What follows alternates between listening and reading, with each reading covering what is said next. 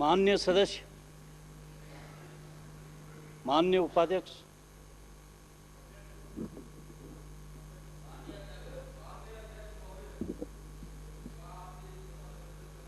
इस सदन में आज जो प्रश्नकाल चालू किया जा रहा है, इस प्रश्नकाल को स्थगित करके जिस तरह से इस देश में एक आज का दिन काले दिन के रूप में मनाया जाना चाहिए, जो आरक्षण, महिला आरक्षण का कोई मैं विरोध नहीं करता, लेकिन जिस आधार के ऊपर उस आरक्षण बिल को इस देश की लोकसभा में पेश किया जा रहा है, उसमें न तो एससी का रिजर्वेशन, न एसटी का, न ओबीसी का, न माइनॉरिटी के लोगों का, न किसान वर्ग के किसी को प्रतिनिधित्व दिया गया है, लेकिन केवल उच्च वर्ग के लोगों का षड्यंत्र है। माननीय अध्यक्ष महोदय, मेरा आपसे केवल इतना ही निवेदन है कि इस प्रश्नकाल को इस प्रश्न श्री हरि सिंह महुआ इस सदन में चर्चा कराई जाए। माननीय अध्यक्ष महोदय, संख्या यदि यही मामला चलता रहा तो इस देश में जो गरीब तबके की औरतें हैं उनको कभी भी इस देश में प्रतिनिधित्व करने का मौका नहीं मिलेगा। इसलिए मेरा आपसे यही निवेदन है कि इस विधानसभा में इस बिल के ऊपर चर्चा, जो आज लोकसभा में बिल पेश हो रहा है उसके ऊपर चर्चा होनी चाहिए। महिला आरक्षण होना चाहिए। कृपया विराजे, प्रश्नकाल है। नहीं माननीय अध्यक्ष महोदय, माननीय सदस्य, प्रश्नकाल है, आप विराज जाए। प्रश्नकाल को स्थगित कीजिए माननीय उपाध्यक्ष महोदय।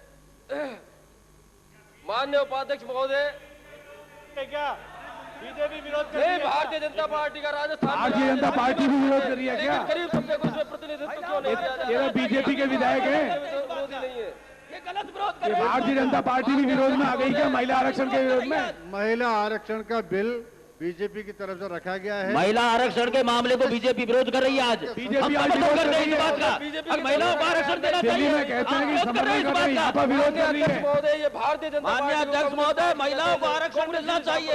ये भारतीय जनता पार्टी वाले विरोध कर रहे हैं आज इस बात का, शर्म आनी चाहिए। हमारी पार्टी की स्थिति स्पष्ट है, हम समर्थन कर रहे हैं। जो प्रारूप है चौकस क्यों वो माना जाए, हमारी भारतीय जनता पार्टी की नीति है, कांग्रेस की नीति स्पष्ट है। समर्थन कर रही है और ये बीजेपी के लोग विरोध कर रहे हैं। माननीय अध्यक्ष महोदय, पहले इसके ऊपर कृपया विराज जाए।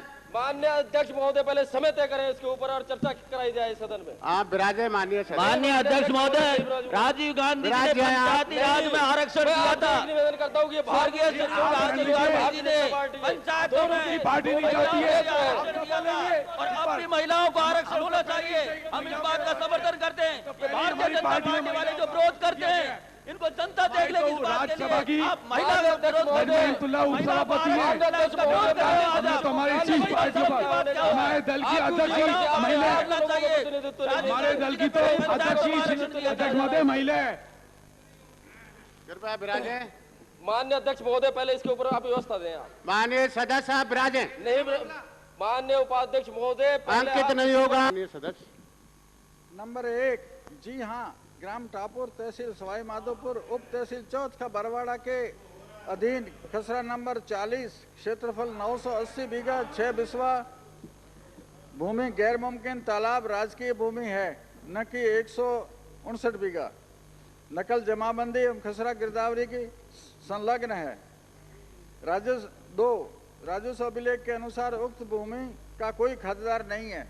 3, जी हाँ, इस्तिगासा एवं नकल निर्णय संलग्न है। उपाध्यक्ष महोदय, मैं प्रश्न पूछूं उससे पहले थोड़ा सा मुझे आप समय देंगे? 1 मिनट में मैं पृष्ठभूमि थोड़ा सा अर्ज करना चाह रहा हूं। इस जमीन के सिलसिले में, ये जमीन है मैं थोड़ा सा निवेदन कर रहा हूं। गैर मुमकिन सिवाय चक तालाबी जमीन है और इस पर थानेदार ने इस्तिगासा पेश किया 145 के तहत कास्ट के लिए। इसमें यह था कि ठाकुर साहब, पूर्व ठाकुर साहब स्वर्गीय श्री शिवप्रकाश सिंह जी, ठिकाना सिवाड़, उन्होंने किन्हीं काश्तकारों को जमीन बता दी 7-8 को। दूसरी पार्टी जो उन्होंने बनाई वो कह रही थी कि हमको ये जमीन रानी साहब ने बांटे पर उठाई है, आधे बांटे पर। इनमें विवाद हुआ फसल काटने पर। इस्तिगासा जो पेश हुआ उसमें थानेदार कहता है कि ये ठाकुर साहब की पुश्तैनी जमीन है 159 बीघा और ये इन्होंने बांटे पर उठा दी। उसके बाद में एफआईआर में रानी साहब का नाम आया। 7 वर्ष तक रानी साहब चुप्पी साधे रही। 94 में जब ये मंत्रिमंडल में आ गई तब इन्होंने इसका फैसला करवाया एक शपथ पत्र दिया कि मेरा इस जमीन से कोई लेना देना नहीं है। ये जमीन ठाकुर शिव प्रकाश सिंह की है। मैं आपसे अर्ज करना चाह रहा हूं, मंत्रिमंडल का एक सदस्य सरकारी भूमि को अपने पति की भूमि बताए, निरंतर उस पर अपना कब्जा बनाए रखे। आपने जो प्रश्न किया है, सुनिए यही है। पहले आप सुनिए मेरी बात। मेरा प्रश्न है, मेरी बात सुनिए। आपने जो प्रश्न संख्या 1 से 3 तक किया उसका उत्तर आपको प्राप्त हो गया? जी हो गया। उस पे क्या प्रश्न चाहते हैं आप? कोई भाई वो तो मैं यही तो पूछ रहा हूँ। करिए ना। मैं ये मेरे पास जो प्राप्त हुआ है वो यही है, यही प्रश्न पूछ रहा हूँ मैं कि 7 साल तक मंत्रिमंडल के एक सदस्य ने चुप्पी साध ली। ऐसे पूछिए क्या ये सही है? हाँ वही तो मैं पूछ रहा हूँ साहब, मैं यही पूछ रहा हूँ। अब उस पर प्रश्नवाचक चिन्ह लगा दूंगा। क्या ये सही है राजस्व मंत्री जी, क्या ये सही है कि इसके निर्णय के मुताबिक जो इस्तगासा पेश थानेदार ने किया उसमें इस जमीन को सिवाड़ के स्वर्गीय ठाकुर साहब शिव प्रकाश सिंह जी की पुश्तैनी जमीन होना बतलाया है? नंबर एक, क्या ये सही है कि 1994 में मंत्रिमंडल में आज जो सदस्य हैं पर्यटन राज्य मंत्री, उन्होंने अपना एक शपथ पत्र एसडीएम के सामने पेश किया कि ये जमीन ठाकुर साहब शिव प्रकाश सिंह की है? क्या ये सही है कि थानेदार ने अपने इस्तगासा के पैरा नंबर 2 में पार्टी नंबर 2 के हवाले से ये पेश किया एसडीएम के यहाँ कि पार्टी नंबर 2 ये कहती है कि ये जमीन रानी साहिबा ने उनको आधे बट पर उठाई है? उपाध्यक्ष महोदय, जो भी सप्लीमेंट्रीज पूछी है वो राजस्व विभाग से संबंधित नहीं है। ये धारा 145 सीआरपीसी के तहत इस्तगासा हुआ है। विधि मंत्री जी या गृह मंत्री जी से प्रश्न पूछते तो इसका उत्तर देते। मैंने जो तथ्य है वही बता दिया। उपाध्यक्ष महोदय, मैंने अगर ये संबंधित नहीं थी, मैंने इस्तगासा की नकल मांगी और आपने पेश की है। ये मंत्री जी अब कैसे पता चल गया आपको ये आपसे संबंधित नहीं है? मैंने इस्तगासा की नकल मांगी है, आपने दी है। आपने एफआईआर की नकल दी है। क्या आपसे संबंधित ये तो है कि गैर मुमकिन सिवाचक जमीन क्या किसी की पुश्तैनी जमीन हो सकती है? आप ये जवाब दे दो। नेक्स्ट श्री प्रसादी लाल मीणा। इसका जवाब आ जाने दो साहब, इसका जवाब आ जाने दो। माननीय अध्यक्ष महोदय, माननीय अध्यक्ष महोदय, गरीब आदमी एक बीघा जमीन के लिए मंत्रिमंडल के सदस्य 159 बीघा जमीन पर नाजायज कब्जा किए हुए करते हैं और सरकार उनको कब्जे से बाहर नहीं कर रही और उसे नाजायज लाभ अर्जित कर रहे हैं। जवाब दिलवाइए। यह है प्रश्न, जवाब दिलवाइए। हमारे पूरे प्रश्न है इसके अंदर। सप्लीमेंट्री है, इतनी जल्दी क्यों? क्या ये जमीन जब सिवाचक है और मंत्री महोदय ने इसको सरकारी जमीन माना है तो अतिक्रमियों के खिलाफ 91 में कार्रवाई क्यों नहीं की गई?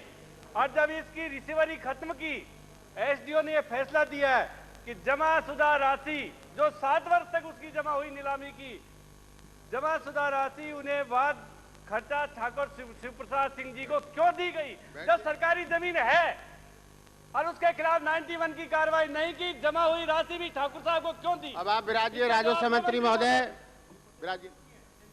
उपाध्यक्ष महोदय, अतिक्रमियों के खिलाफ धारा 91 की कार्रवाई की गई है और जुर्माना भी किया गया। वैसे इस प्रश्न में पहले नहीं पूछा गया, लेकिन सुनिए माननीय सदस्य, आप सुने तो सही। उपाध्यक्ष महोदय, संवत 2052 में 4,467 रुपये अतिक्रमण के विरुद्ध जुर्माना किया गया। उससे पहले भी संवत 40 और 41 में 10,216 रुपये जुर्माना किया गया। ये तालाबी पेटा है। जब भी तालाब खाली होता है तभी इसमें काश्त होती है। जब काश्त होती है तो धारा 91 के मुकदमे बाकायदा दर्ज होते हैं, जुर्माना होता है और बेदखली होती है। उपाध्यक्ष महोदय, क्या ये सही है कि जब काश्त करने वाले लोगों को जमीन अलॉटमेंट क्यों नहीं की तालाबी भूमि में, ठाकुर साहब का उससे पर अतिक्रमण क्यों माना गया? इतनी जमीन को एक परिवार आदमी दबा के रखे, हजारों किसान बेघर हो रहे हो, आप उस जमीन का अलॉटमेंट करने का आगे विचार रखते हैं या नहीं रखते? नहीं होगी, वो गैर मुमकिन है। नहीं, गैर मुमकिन होती है, तालाबी पेटा होती है, कैसे नहीं होती? सब जगह होती है। अब आप विराजे, आपस में बात न करें। आप अलॉटमेंट करने का विचार रखते हैं कि नहीं तालाबी भूमि को? उपाध्यक्ष महोदय, सन 1985 में इस तालाब पेटा का जितनी ज़मीन खाली हुई थी आवंटन का प्रयास किया गया था, लेकिन इसमें अड़ोस पड़ोस में 5 पंचायतें लगती है और टोंक ज़िले की सीमा भी लगती है।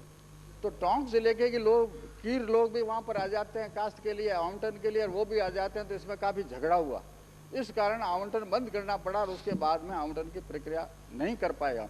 और अतिक्रमी केवल एक परिवार नहीं है, अतिक्रमियों की सूची बहुत लंबी है और उन पर भी जुर्माना होते हैं। जब भी खाली होता है, कास्ट होती है, जुर्माना उन पर भी होते हैं। उपाध्यक्ष महोदय, उत्तर पर्याप्त है। माननीय अध्यक्ष जी, माननीय अध्यक्ष जी, माननीय अध्यक्ष जी, लाल बेड़ा, स्तर पर गड़बड़ियां हो माननीय श्री प्रसादी लाल जी, हम गुजारिश कर रहे हैं। माननीय अध्यक्ष जी, माननीय अध्यक्ष जी, एक बहुत महत्वपूर्ण सवाल है। माननीय अध्यक्ष जी, माननीय अध्यक्ष जी, उपाध्यक्ष जी, माननीय अध्यक्ष जी, राजस्व मंत्री जी ने स्वीकार किया है कि टोंक जिले की सीमा इससे लगी हुई है और गोपालपुरा बंद जो है उसके अंदर सवाई माधोपुर के काश्तकारी खेती नहीं करते, हमारे टोंक जिले के लिवाई तहसील के काश्तकार भी उसमें खेती करते हैं। महापुरा में, थड़ोली में, दोनों के वहाँ काश्तकार हैं और इधर से बाहर के और वेरबुड़िया के ये काश्तकार हैं। एक मिनट, तो ये काश्तकार हैं। माननीय सदस्य चौथ का बरवाड़ा का सवाल है, आपसे इसका कोई संबंध नहीं है। माननीय अध्यक्ष जी, अभी मंत्री जी ने स्वीकार की इस बात को कि टोंक जिले की सीमा से जुड़ा हुआ है ये, और चूंकि मेरे क्षेत्र से अड़ा हुआ है और हर साल झगड़े होते हैं, फसाद होते हैं, इसलिए मैं ये निवेदन करना चाहता हूं। मेरी बात तो सुन ले माननीय अध्यक्ष जी, मेरा आपके माध्यम से राजस्व मंत्री जी से ये निवेदन है कि हमारे जो ये हर साल जो झगड़े होते हैं उसके अंदर मर्डर तक हो गए, कत्ल हो गए, हर साल झगड़े होते हैं, उनको बचाने के लिए, उनको समाप्त करने के लिए क्या टोंक के जिलाधीश को और माधोपुर के जिलाधीश को बैठा करके और हमेशा हमें इसके लिए उन जमीनों का तयपाई कर दी जाए कि इतनी हमारी निवाई की, इतनी विराज जाए, कृपया विराज जाए। अब आप माननीय सदस्य विराज जाए, आप बैठे तो सही। उपाध्यक्ष महोदय, मैं एक छोटा सा प्रश्न मेरा, मैं जो आपने फैसला मंत्री जी जो दिया है मुझे नकल, उसका अंतिम पैरा आप गौर करें। कार्रवाई हस्त दफा 145 जाब्ता फौजदारी ड्रॉप की जाती है, विवादित भूमि की कुर्क से बागुजास्त किया जाता है, रिसीवर अतिरिक्त तहसीलदार चौथ का बरवाड़ा को तहरीर जारी हो कि यह विवादित कुर्की से बागुजास्त कर कब्जा पार्टी नंबर 3 श्री शिव प्रकाश सिंह जी को समला दें। सरकारी जमीन का कब्जा ठाकुर शिव प्रसाद सिंह जी को समला दें, 159 बीघा। क्या आज ये जमीन किसके कब्जे में, ये बताइए। अध्यक्ष महोदय, मैंने पहले भी निवेदन किया कि अदालत के फैसले के बारे में मैं किसी तरह की कमेंट्स करने के मुझे अधिकार नहीं है। अदालत का फैसला है, अदालत के फैसले से भी सरकार की आंखें नहीं खुल रही हैं। उपाध्यक्ष महोदय, अदालत के फैसले से भी क्या ये सरकार चाहती है अब आप राजें, गरीबों को दी जाने वाली जमीन जो है जागीरदार, आपके सवाल का पूरा जवाब आ गया। अब आप विराज जाए माननीय सदस्य श्री प्रसादी लाल जी। ये शोषण है, ये शोषण है और सरकारी जमीन पर नाजायज कब्जा करवाया जा रहा है। उपाध्यक्ष महोदय, राज्य मंत्रिमंडल का सदस्य एक प्रश्न मेरा भी। उपयोग करके इस प्रकार से नाजायज कब्जा जमीन पर किए हुए बैठा है, ये मेरा आरोप। जमीन को आप इनके कब्जे से बाहर करवाइए और गरीबों को आवंटित करवाइए। उपाध्यक्ष महोदय, लाल जी, मैं आगे नाम पुकारूं, आप बोलिए ना। अदालत के फैसले का कोई सरकार ने कोई अपील भी की क्या उसकी?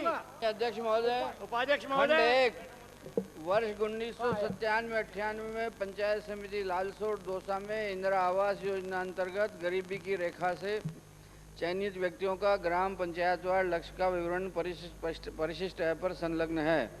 खंड 2, पंचायत समिति लालसोट द्वारा जारी की गई इंदिरा आवासों की स्वीकृति की सूची परिशिष्ट ऐप पर संलग्न है। खंड 3, दौसा जिले की पंचायत समिति महुआ को छोड़कर शेष 4 पंचायत समितियों द्वारा इंदिरा आवास स्वीकृति के निर्धारित लक्ष्यों की पूर्ति नहीं की गई। निर्धारित लक्ष्यों की पूर्ति नहीं होने का मुख्य कारण पंचायत समिति एवं ग्राम पंचायतों द्वारा वांछित रुचि नहीं लेना है।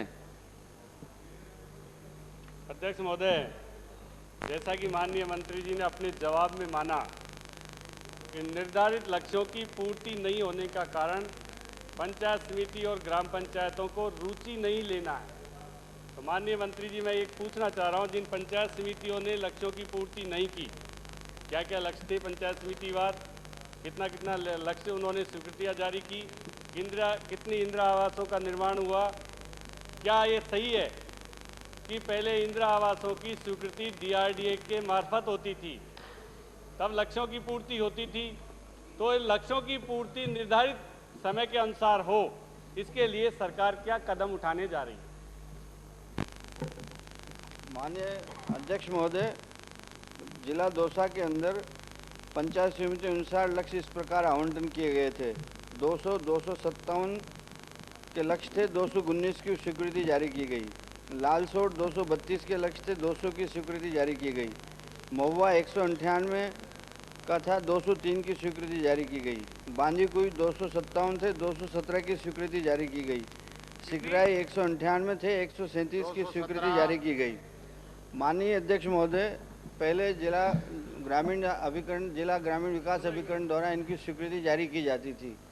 समय समय पर कई माननीय सदस्यों ने इस बात की मांग की कि जिला ग्रामीण विकास अभिकरण पर एक जगह अधिकार केंद्रित रहते हैं, इसलिए ग्रामीण विकास को और गति देने के लिए और अधिकारों को नीचे के स्तर तक देने के लिए पंचायत स्तर तक इसके अधिकार दिए गए। अब ये 19/12/97 को ही अधिकार दिए गए। ये अधिकार दिए हुए ज़्यादा समय नहीं हुआ। तो जब कोई नए अधिकार दिए जाते हैं और राज्य सरकार का लक्ष्य है कि जो चुनी हुई संस्थाएं हैं उनको नीचे के स्तर तक सक्षम किया जाए। इनकी तरह यह नहीं था कि सारे अधिकार यहाँ केंद्रित रखते और नीचे के लोगों को अधिकार नहीं देते और छोटे से छोटे काम के लिए भी जयपुर भागना पड़ता था।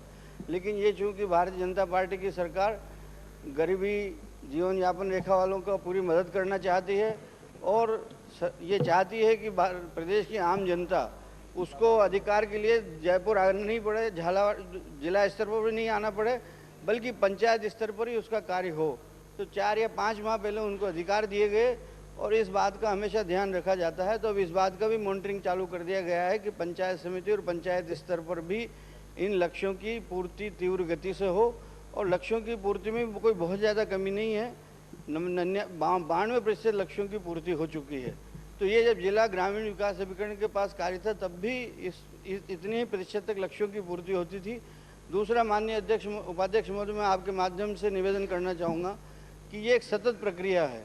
प्रतिवर्ष इंदिरा आवास योजना स्वीकृत होती है, वो इंदिरा आवास योजना का कार्य चलता रहता है। जितनी एक वर्ष में पूरी हो जाती है और जो नए साल की जो स्वीकृतियाँ जारी की जाती हैं तो फिर पिछले साल की जो अधूरी रहती हैं वो अगले साल में कंप्लीट हो जाती हैं, तो उनका पैसा अगले साल में डिसबर्समेंट कर दिया जाता है। इसलिए इसमें लक्ष्यों में कहीं कमी नहीं रही है और माननीय सदस्यों की भावना का आदर करते हुए ही राज्य सरकार ने इन अधिकारों का विकेंद्रीकरण किया है और पंचायत समिति और पंचायत स्तर तक इन अधिकारियों को दिया गया है। महोदय, पंचायत समितियों की लापरवाही के कारण 4 पंचायत समितियों में लक्ष्यों की पूर्ति नहीं हुई। क्या माननीय मंत्री महोदय, आपने ग्राम पंचायतवार लक्ष्य आवंटित कर दिए, DRDA जारी कर देती है, आज GRY की तरह क्यों नहीं ये राशि आप ग्राम पंचायतों को ही सीधे DRDA से ट्रांसफर करें? ग्राम पंचायतों को क्यों नहीं अधिकार देते कि वही स्वीकृतियाँ जारी करें? पंचायत समिति को बीच में क्यों आप इसमें डाल रहे हैं? पंचायत समितियों में सरपंचों के साथ जिस तरह के हालात हो रहे हैं, जैसा कि माननीय मुख्यमंत्री जी ने भी माना है, आप पंचायतों को क्यों नहीं अधिकार देते कि उन्हीं को ये GRY की तरह पैसा ट्रांसफर कर दे, वही इनका निर्माण कराए, वही इनको जिसको भी देना हो वही इसकी स्वीकृति जारी करे? इसमें आपको क्या ऐतराज है? जिससे आपका डिले नहीं हो, पंचायत समितियों के भरोसे नहीं रहे। किसी ग्राम पंचायत को 4 दे दिया तो आप 4 का पैसा ट्रांसफर कर दो, किसी को 10 दिया तो 10 का कह दो। आप क्यों बीच में पंचायत समिति का रोड अटका रहे हैं? आप सीधे क्यों नहीं ग्राम पंचायतों को GRY की तरह आप पैसा ट्रांसफर करते? इसके संबंध में सरकार जब आप अधिकार ही दे रहे हैं तो सीधे ग्राम पंचायत एग्जीक्यूटिव बॉडी को क्यों नहीं देती? बीच में आप रोड़ा क्यों अटकाते हैं पंचायत समिति का? आप सीधे ग्राम पंचायतों को दीजिए। विराजिए। माननीय उपाध्यक्ष महोदय, जैसा मैंने अभी विनम्र निवेदन किया कि राज्य सरकार सत्ता को नीचे तक पहुंचाना चाहती है, अधिकारों को पंचायत स्तर तक देना चाहती है और वो दे दिए। अभी माननीय सदस्य के दोनों स्टेटमेंट में कन्फ्रंटेशन है। पहले तो माननीय सदस्य इस बात पर दबाव डाल रहे थे कि पंचायत समिति और पंचायत को अधिकार देने से जिला ग्रामीण अभिकरण तो लक्ष्य पूरा करते थे।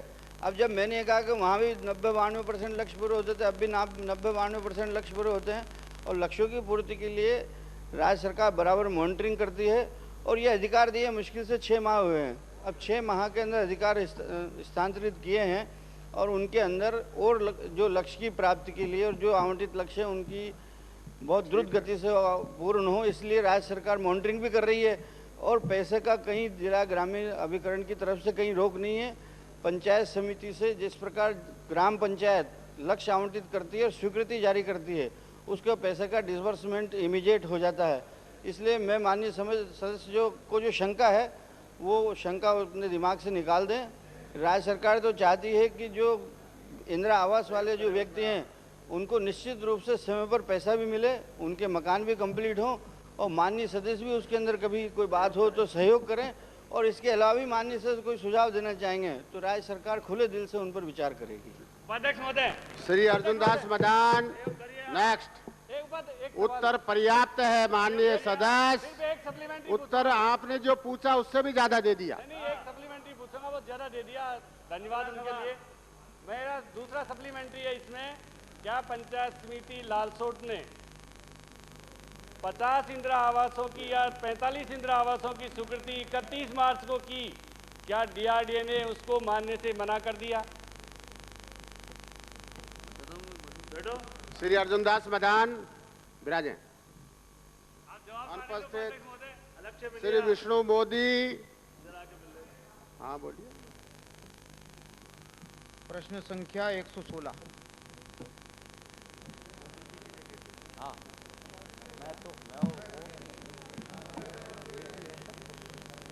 ये सब जगह। अध्यक्ष महोदय, राजस्थान कोऑपरेटिव डेयरी फेडरेशन के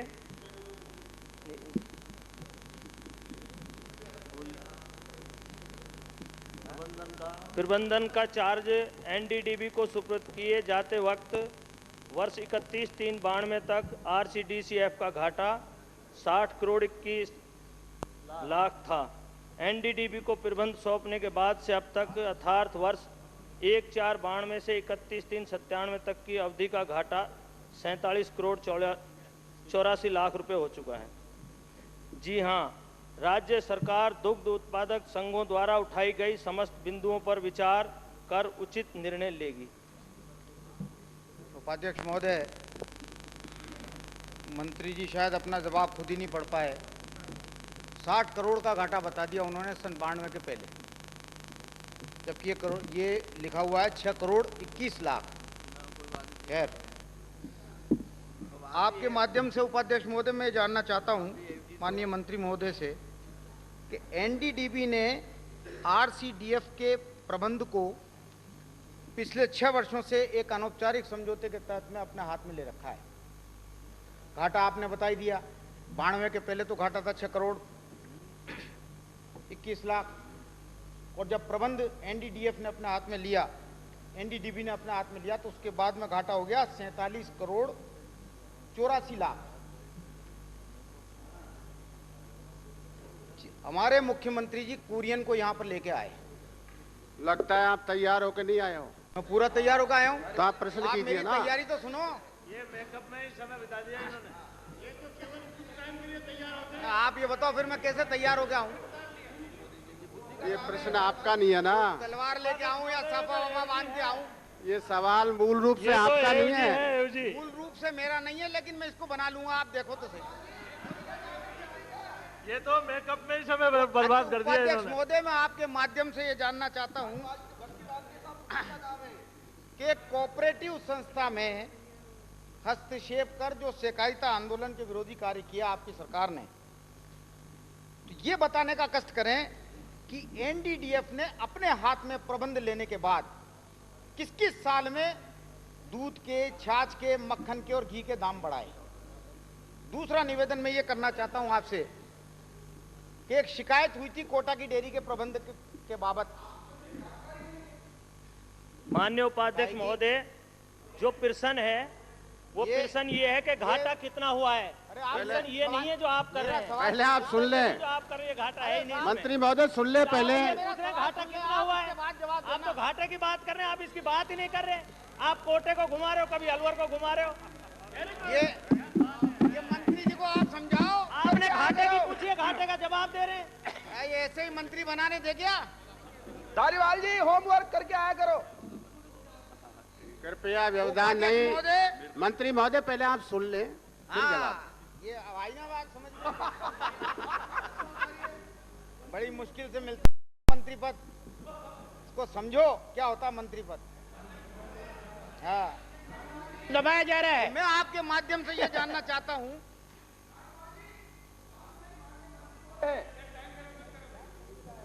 माननीय मंत्री महोदय, बाबू नहीं, मदन दिलावर जी, आपसे तो बाद में निपट लूंगा, पहले उनसे निपट लेने दो। होमवर्क करके आया करो।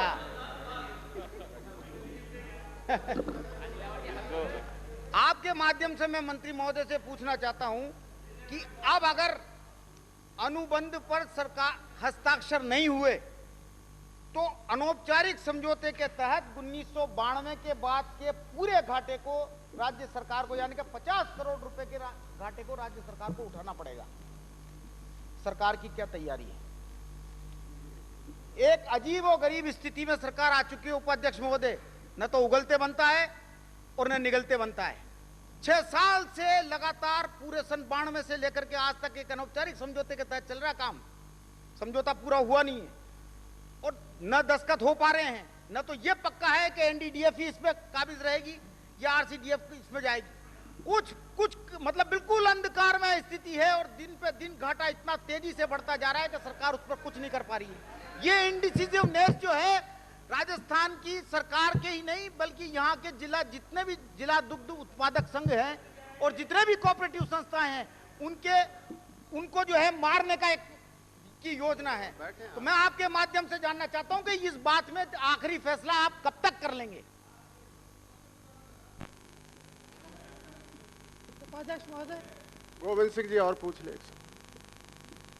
मंत्री महोदय से उपाध्यक्ष महोदय मैं ये जानना चाहूँगा कि क्या उन्होंने जो आपसी सहमति से समझौता हुआ है उसको पढ़ लिया है, और अगर पढ़ लिया है तो क्या उसमें ये प्रावधान है कि जो घाटा आपने बताया है कि 60 करोड़ का तो पहले था और 47 करोड़ का अब हो गया, वो 17 साल में हुआ था, ये 5 साल में हो गया। इस घाटे को जो जिस दिन ली थी उसके 3 साल में इस 60 करोड़ के घाटे को दिल्ली वाली जो एनडीडीबी है वो चुकाएगी, उसने नहीं चुकाया। और उसके बाद ये शर्त थी कि प्रतिवर्ष जो घाटा होगा वो भी एनडीडीबी चुकाएगी, वो भी उसने नहीं चुकाया और ये 100 करोड़ पे आ गया। और देनदारियों का हाल मैं आपसे पूछना चाहता हूँ, आज क्या देनदारी है? 112 करोड़ रुपए की देनदारी है आपकी आरसीडीएफ की, और जब इसको ली थी एनडीडीबी ने तब क्या थी? केवल 12 करोड़ की। तो इन सब बातों के ऊपर, क्योंकि आप नए मंत्री बने हैं, गोपाल सिंह जी यहाँ बैठे हैं, कई मरतबा ये सवाल उठा है, आप ये बताइए कि इस तरह से जो शर्तें लगी थी और आपने जिन शर्तों के ऊपर इसको दिया था वो शर्तों के अनुसार घाटा वो एनडीडीबी वाले क्यों नहीं दे रहे? और दूसरा जो दूसरा प्रश्न है, दूसरा भाग है जिसमें आपने कहा है कि कुछ बिंदु हैं, वो बिंदु विवाद के क्या हैं और उन पर आप निर्णय क्यों नहीं कर रहे? मंत्री महोदय। अध्यक्ष महोदय, ये बात सही है कि 1992 में जो आरसीडीएफ था उसका काफ़ी समय से लगातार वो घाटे में चल रही थी और एक ऐसी स्थिति आ गई थी कि उस समय यदि उसको और चलाया जाता तो शायद इनको बंद करने की नौबत आती। अध्यक्ष महोदय, उस समय एनडीडीबी से समझौता हुआ था और समझौता होने के मौखिक समझौता हुआ था। समझौता होने के बाद में ये काम एनडीडीबी को सुपुर्द कर दिया गया। आरसीडीएफ में जितनी भी हमारे संघ थे उनका संचालन वो कर रहे थे। अध्यक्ष महोदय, शुरू के 2 सालों में लगातार घाटा हुआ जिसको मैं स्वयं स्वीकार करता हूं, लेकिन धीरे धीरे अध्यक्ष महोदय उसमें सुधार हुआ। मैं आपके माध्यम से सदन को कहना चाहूँगा, कुछ आंकड़े जो 1992 में अध्यक्ष महोदय जो हम दूध प्रतिदिन एकत्रित करते थे लगभग 3 लाख लीटर के करीब था, अब हम 6,60,000 लीटर प्रतिदिन दूध एकत्रित करते हैं। और इस साल तो हमने जो हमारी कैपेसिटी थी 9 लाख लीटर की पूरे राजस्थान में दूध एकत्रित करने की कैपेसिटी है, हमने उसको भी पार कर दिया। अब ऐसा लगता है कि हमें और हमारे प्लांटों को बढ़ाना पड़ेगा।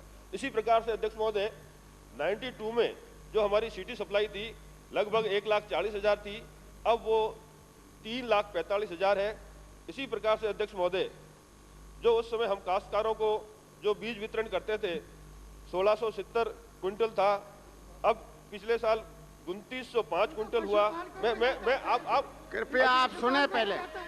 माननीय सदस्य, व्यवधान नहीं। पहले आप मंत्री का जवाब सुनिए। आप जवाब तो दिलवाइए। पहले आप जवाब सुनिए।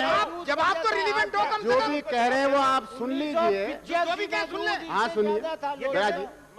ये तो बरसात होती है, गायें गर्भवती होती है मरुस्थल के अंदर, अध्यक्ष महोदय 9 महीने बाद में बढ़ जाता है। आप उसमें इन्होंने जाकर के पहले आप पूरा जवाब तो सुनिए, पूरा जवाब सुनिए साहब। अध्यक्ष महोदय, मैं माननीय फलोदी से आने वाले सदस्य को भी अनुरोध करना चाहूंगा कि वो पहले सुन लें और उसके बाद में जैसा चाहे मुझे प्रश्न करें, मैं उत्तर देने के लिए तैयार हूं। अध्यक्ष महोदय, इसी प्रकार से अध्यक्ष महोदय, एक पहले 92 में अध्यक्ष महोदय सिर्फ 4 संघ ही प्रॉफिट में थे। पिछले साल 9 संघ प्रॉफिट में आए और इस साल 13 संघ। अब मात्र 3 संघ ऐसे हैं जो भी लगभग घाटे, उनमें भी घाटा कम हुआ अध्यक्ष महोदय। इसी प्रकार से अध्यक्ष महोदय, जो हमारे पशु आहार केंद्र थे जहाँ पे अब हमारी फैक्ट्री है, वो भी घाटे में चल रही थी, अब चारों ही लाभ में चल रही है। जैसा कि माननीय सदस्य ने कहा कि एनडीडीबी के आने के बाद में क्या हुआ, मैं एक चीज कहना चाहूंगा अध्यक्ष महोदय कि उस मौखिक समझौते में ये भी चीज दर्शाई गई थी कि जो पूर्व का घाटा है वो डेप्रिसिएशन को घटा कर और इंटरेस्ट को घटा करके आधा राजस्थान सरकार देगी, आधा एनडीडीबी देगी। उसके तहत भी अध्यक्ष महोदय लगभग 9 करोड़ रुपए एनडीडीबी ने दे दिए हैं उस पुराने घाटे के एवज में, और 8 करोड़ राज्य सरकार ने भी दे दिए। यही नहीं अध्यक्ष महोदय, हमारे जो संघ हैं जो लगातार घाटे की स्थिति में थे, जो अपने ऊपर जो ऋण लिए हुए थे वो देने की स्थिति में नहीं थे, लेकिन पिछले साल अध्यक्ष महोदय लगभग 8 करोड़ रुपए उन्होंने जो उनका लोन था उनका रीपेमेंट किया। इस साल 2 करोड़ का और उन्होंने लोन का रीपेमेंट किया। और यही नहीं अध्यक्ष महोदय, जयपुर डेयरी जिन्होंने अपना प्लांट का एक्सटेंशन किया अपने स्वयं के कर्मचारियों से, अपने स्वयं के पैसे से, और ये चीज बताई कि हमारे में भी कोई कमी नहीं है, और बिना किसी से ब्याज लेकर ये काम किया। इस साल अध्यक्ष महोदय लगभग 3 करोड़ 45 लाख के लाभ के आसपास में हम हैं। तो जो पहले की स्थिति थी अध्यक्ष महोदय, धीरे धीरे अब सुधर रही है। अब तो करीब करीब जो पहले संघ 16 संघ लाभ घाटे में चल रहे थे, उनमें से 4 92 में लाभ में थे, अब 13 लाभ में है। इस साल तो लाभ हुआ है। आशा यही करते हैं कि आने वाले समय में जो ये हमारे सहकारी आंदोलन के आरसीडीएफ को जो बनाया था जिस सोच से, और वो करीब करीब खत्म होने जा रही थी, अध्यक्ष महोदय ये बार बार कहते हैं कि सहकारिता आंदोलन के विपरीत में कार्य किया। अध्यक्ष महोदय, मैं बताना चाहूंगा कि जब से भारतीय जनता पार्टी की सरकार आई है, सहकारिता क्षेत्र में सहकारिता मंत्री जी भी यहाँ पे विराजमान है, पहले हमारे जितने भी बैंकें थी वो भी घाटे। अब सहकारिता आप रोकते तो हो नहीं, ऐसा है रेलिवेंट सवाल का जवाब तो दिलवाओ, आप रेलिवेंट बात तो करवाइए। ये तो बड़ी जबरदस्त भाषण दे रहे हैं मंत्री महोदय। अच्छा, आपको उत्तर चाहिए, अब सुनते तो है नहीं आप।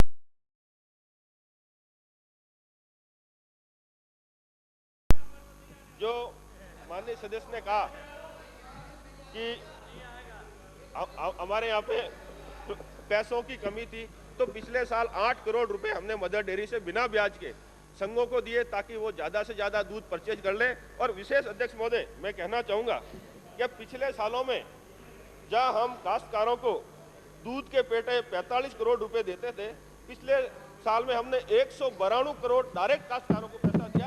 तो काश्तकारों का इसमें फायदा ही है, कहीं नुकसान नहीं। उत्तर पर्याप्त है माननीय सदस्य। उपाध्यक्ष महोदय श्री जितेंद्र सिंह, उपाध्यक्ष महोदय, श्री जितेंद्र सिंह, गाइड किया है पूरे हाउस को। अभी तो मेरा सवाल बाकी है साहब। अपने घर से उपाध्यक्ष महोदय, आपका ध्यान आकर्षित करवाना चाह रहे हैं।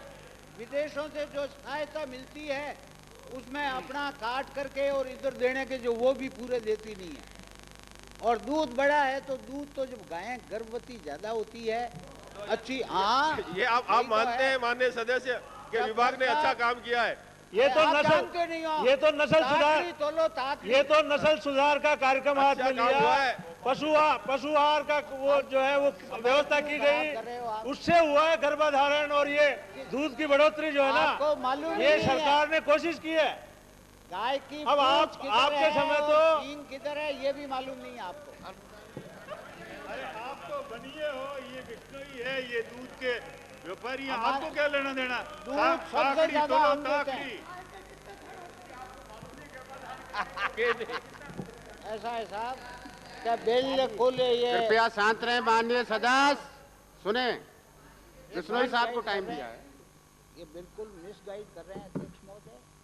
एनडीडीबी की पंचायती ये है कि अंतर्राष्ट्रीय सहायता जो आती है उसको ये देते हैं, इनके खुद का तो 1% नहीं है और उसके बलबूते पे ये पंचायती करना चाहते हैं। आप मंत्री महोदय जवाब दे रहे हैं कि अब दूध इतना बढ़ गया। 85 में आपको मालूम है हमारी कैपेसिटी 6 या 7 लाख लीटर थी और हमको 2 हॉलीडे रखनी पड़ती थी हफ्ते में, क्योंकि दूध ज़्यादा आता था। बरसात अच्छी होती है तो उस साल गायें गर्भवती रह जाती है, 9 महीने बाद में ब्याती है तो दूध ज़्यादा आ जाता है। तो इसमें आपके और उनके कौन सा कार्यक्रम आपने सब बंद कर, आप तो जानते हो जितने भी पशु सुधार के कार्यक्रम थे वो सब आपने बंद कर दिए।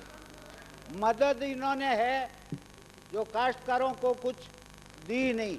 और विराजे माननीय सदस्य, क्या ये किसानों की कृपया विराजे दूध की कीमत पशुपालकों की कम करके और ये सब इस डेयरी को चलाना चाहते हैं, उसको हम स्वीकार नहीं करेंगे।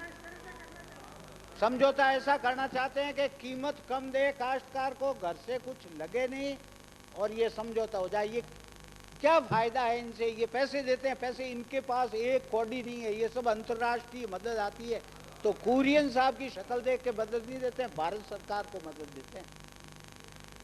तो उसमें इनकी माननीय सदस्य, आप जवाब दे रहे हैं या प्रश्न पूछ रहे हैं? अध्यक्ष महोदय, उपाध्यक्ष महोदय, ये उपाध्यक्ष महोदय, मैं तो आपका ध्यान आकर उपाध्यक्ष महोदय, मंत्री महोदय के जवाब के मुताबिक हमारा दूध का कलेक्शन बढ़ गया, दूध का कलेक्शन बढ़ गया, स्वीकार किया। और हमारे जो डेयरी के दूध सहित दूसरे प्रोडक्ट्स हैं उनकी सबकी कीमतें बढ़ गई, सवाई डोडी हो गई। उसके बाद में भी ये घाटे में क्यों जा रहा है ये कारण समझ में नहीं आ रहा, जबकि किसानों का बहुत कम रेट दे रहे हैं। अध्यक्ष महोदय, घाटे में नहीं है, यही तो मैं बता रहा हूँ।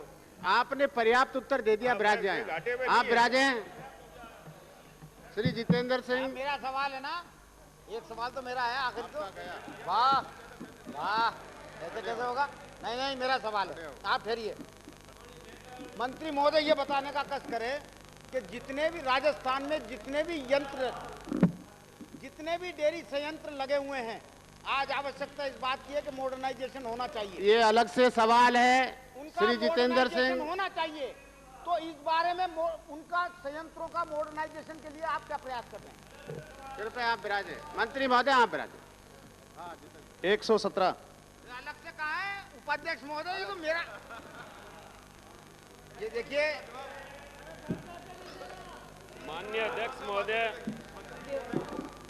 भाग 1, जी हाँ, आयुक्त सिंचित क्षेत्र विकास इंदिरा गांधी नहर परियोजना बीकानेर के स्थायी आदेश संख्या 2 दिनांक 9/9/1993 के द्वारा ये निर्देश जारी किए गए थे कि भविष्य में समस्त निर्माण कार्य केवल थ्रू रेट पत्ती पर ही करवाए जाएंगे। आदेश की प्रति सदन की मेज पर रख दी गई है। पृष्ठ 1, भाग 2, वर्ष 1992-93 में से 1994-95 की अवधि में 90 चक्कों में खाड़ों का निर्माण थ्रू रेट पत्ती के द्वारा करवाया गया था। इन 90 चक्कों की सूची पृष्ठ 2 पर संलग्न है। भाग 3, इन 90 चक्कों में थ्रू रेट पत्ती द्वारा खाड़ों का निर्माण करवाने पर कुल लागत 1,405.95 लाख रुपए आई। 1,405,95,000। पहले आप उत्तर दीजिए पूरा। ये चश्मा मांग के लाया। खाड़े वाइज व्यय का विवरण पृष्ठ 2 में दर्शाया गया है। यह आंकलन करना व्यवहारिक नहीं है कि यदि इन खालों का निर्माण लेबर रेट पत्ती पर करवाया जाता तो प्रत्येक खाड़े पर कितना व्यय होता। भाग 4 जैसलमेर जोन में खाड़ों का निर्माण लेबर रेट पत्ती द्वारा करवाया जा रहा है, जबकि प्रथम स्टेज द्वितीय के बीकानेर जोन में अभी भी खाड़ों का निर्माण आंशिक रूप से थ्रू रेट पत्ती द्वारा करवाया जा रहा है।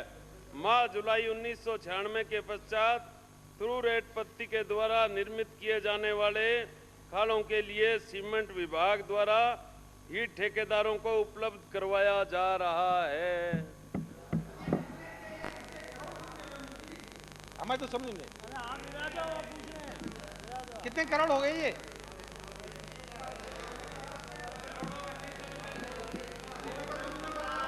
मुख्यमंत्री जी ने कैसे कैसे मंत्री बना दिए। प्रश्नकर्ता, माननीय सदस्य, प्रश्नकर्ता, कृपया आप व्यवधान न डालें बीच बीच में, बार बार बोल रहे हैं आप लोग सत्ता पक्ष की तरफ से। Very sorry.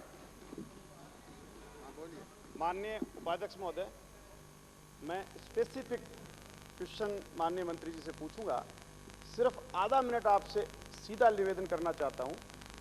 पहले ये काम खाड़े करने का किसानों को पानी पहुंचाने के लिए लेबर रेट पे होता था। लेबर रेट का मतलब ये होता था, माननीय सदस्यों के सामने आ जाए, कि मजदूर का तो ठेकेदार के मार्फत मजदूर काम करेंगे और सामान सीमेंट कोयले की सप्लाई गवर्नमेंट खुद करती थी। बड़ी फैक्ट्रियों से डायरेक्ट सीमेंट आती थी, वो ठेकेदार को दे दी जाती थी जो लेबर का काम करता था। ये कहलाता था लेबर रेट पे। उसके बाद कमिश्नर साहब ने ऑर्डर्स किए कि थ्रू रेट करा दिया जाए। थ्रू रेट का अभिप्राय था कि सीमेंट कोयला जो भी खरीदना है वो ठेकेदार ही खरीदे, ठेकेदार ही मजदूर ले और वही सीधा काम कराए। इसमें गड़बड़ क्यों हुई, क्या हुई है, मैं आपसे निवेदन करूं। फिर मैं 3-4 सवाल सीधे पूछूंगा उनसे कि लेबर रेट में कमीशन का काम 5-4 लाख का यदि हुआ तो कम कमीशन बना। सीमेंट कोयला वगैरह खरीद करके 50 लाख का बिल बना तो ठेकेदार का बड़ा बिल बना, इसलिए अफसरों का कमीशन ज्यादा बड़ा बना। सीधा कंपनी से यदि आता है माल कोयला और गवर्नमेंट की सप्लाई से गवर्नमेंट को, उसमें कुछ मिलता नहीं था। ठेकेदार सस्ता घटिया माल खरीद करके कहीं से कमीशन दे देता था। इससे अंदर ये घपला हुआ है। दूसरा, इसी में एजी ऑफिस ने भी ऑब्जेक्शंस किए हैं और कई लाख का घोटाला इसमें हुआ है। हम लोगों ने शिकायतें भी की थी, जिसकी जांच भी चल रही है, जांच पे कोई कार्रवाई नहीं हुई है। ये इसका बैकग्राउंड है। अब मैं माननीय मंत्री महोदय से पूछना चाहूंगा, माननीय मंत्री महोदय, आपने जो लेबर रेट के ऊपर से हटा करके थ्रू रेट किया, तो ये क्यों किया? कमिश्नर ने जो ऑर्डर्स किए वो लेबर रेट जा क्यों किए? और इसमें हमने पूछा है, आगे चलिए आप। नंबर 1। हाँ, अब आगे चलिए। नहीं, नंबर 1 ही कंप्लीट तो कर दूं ना। इसको ज्यादा एक्सप्लेन करने की नहीं, उनके समझ में नहीं आएगा। नए नए मंत्री बने हैं।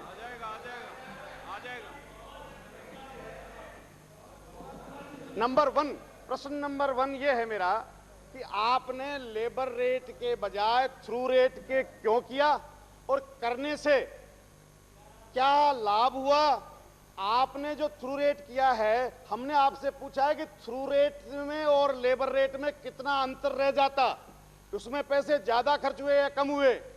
इस बात का आपने जवाब ये दिया, इसका आंकलन करने की आवश्यकता नहीं है, व्यवहारिक नहीं है। क्यों नहीं? एक प्रश्न उसका पहले जवाब दे दे, फिर दूसरा पूछता हूं। उपाध्यक्ष महोदय, तत्कालीन आयुक्त ने ये स्टेट के हित में निर्णय लिया कि लेबर रेट के अंदर, सुन लें, लेबर रेट के अंदर ये जो निर्माण कार्य करवाए जाते थे, इसमें अधिकतर राशि जो है वो ईंट में, सीमेंट में, अन्य निर्माण सामग्री में पैसा ब्लॉक हो जाता था। इस कारण से उन्होंने थ्रू रेट पे ये काम करवाने का जो निर्णय लिया, इसमें कोई बदयांती नहीं थी, ना कोई कमीशन की बात थी। इसमें क्या आपके अफसरों ने, तो ये कहना उचित नहीं है। नहीं, आपके विभाग के अफसरों ने इसमें टिप्पणी की है क्या कि थ्रू रेट पे मत कराओ? पहले माननीय सदस्य साहब उत्तर सुने। ये बात बिल्कुल सही है उपाध्यक्ष महोदय कि इस सिस्टम को टुकड़ों में लागू करना चाहिए था। एकदम थ्रू रेट पे करवाने की बजाय अलग अलग डिवीजन वाइज करवाना चाहिए था, क्योंकि थ्रू रेट के अंदर, जैसे उदाहरण के तौर पे जैसलमेर है, जैसलमेर के अंदर थरू रेट पे खाले नहीं बनाए जा सकते क्योंकि वहां ईंट भट्टे नहीं है। चाहे कोई प्राइवेट ठेकेदार हो, चाहे सरकार बनाए तो स्वयं के भट्टे लगा के वहां बनाए, इसलिए ये थरू रेट पद्धति जो है जैसलमेर में कामयाब नहीं हो सकती। और थरू रेट पद्धति के पीछे जो तत्कालीन आयुक्त का ये निर्णय था, उसके पीछे ये भी सोच थी कि कर्मचारियों की, इंजीनियरों की अनावश्यक रूप से भट्टा ईंट निर्माण करने पे भी वहां कर्मचारियों की नियुक्ति होती थी। ईंट की देखरेख करने के लिए भी कर्मचारियों की आवश्यकता पड़ती थी।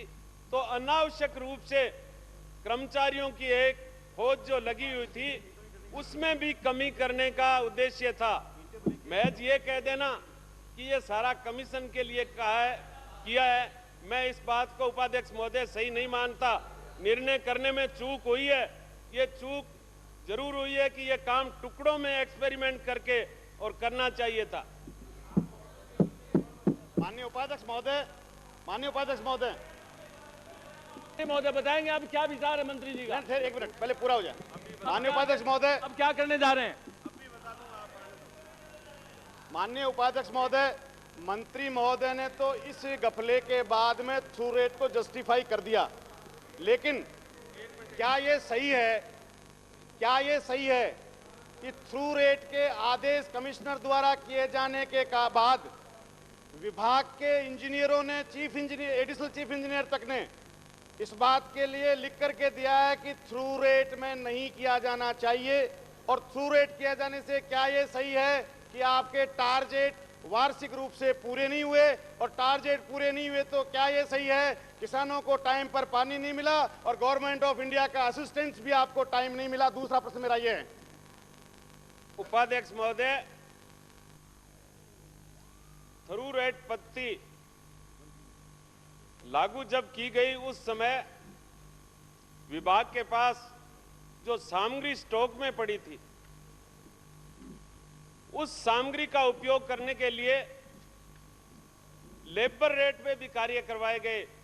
पूर्णतः थ्रू रेट पे कार्य नहीं करवाए गए, लेबर रेट पे भी काम हुआ, क्योंकि जो सामग्री स्टॉक में थी उसका उपयोग करने के लिए लेबर रेट पे भी। मैंने ये नहीं पूछा है, आप मेरे प्रश्न का जवाब दे दीजिए। उपाध्यक्ष महोदय, मैंने ये पूछा है स्पेसिफिक, मैंने आप जो कह रहे हो वो नहीं पूछा। मैंने पूछा है क्या ये सही है कि आपके विभाग के एडिशनल चीफ इंजीनियर और कुछ ऐसी सुपरिटेंडिंग इंजीनियर्स ने वापस ये लिखा कि थ्रू रेट नहीं करना चाहिए?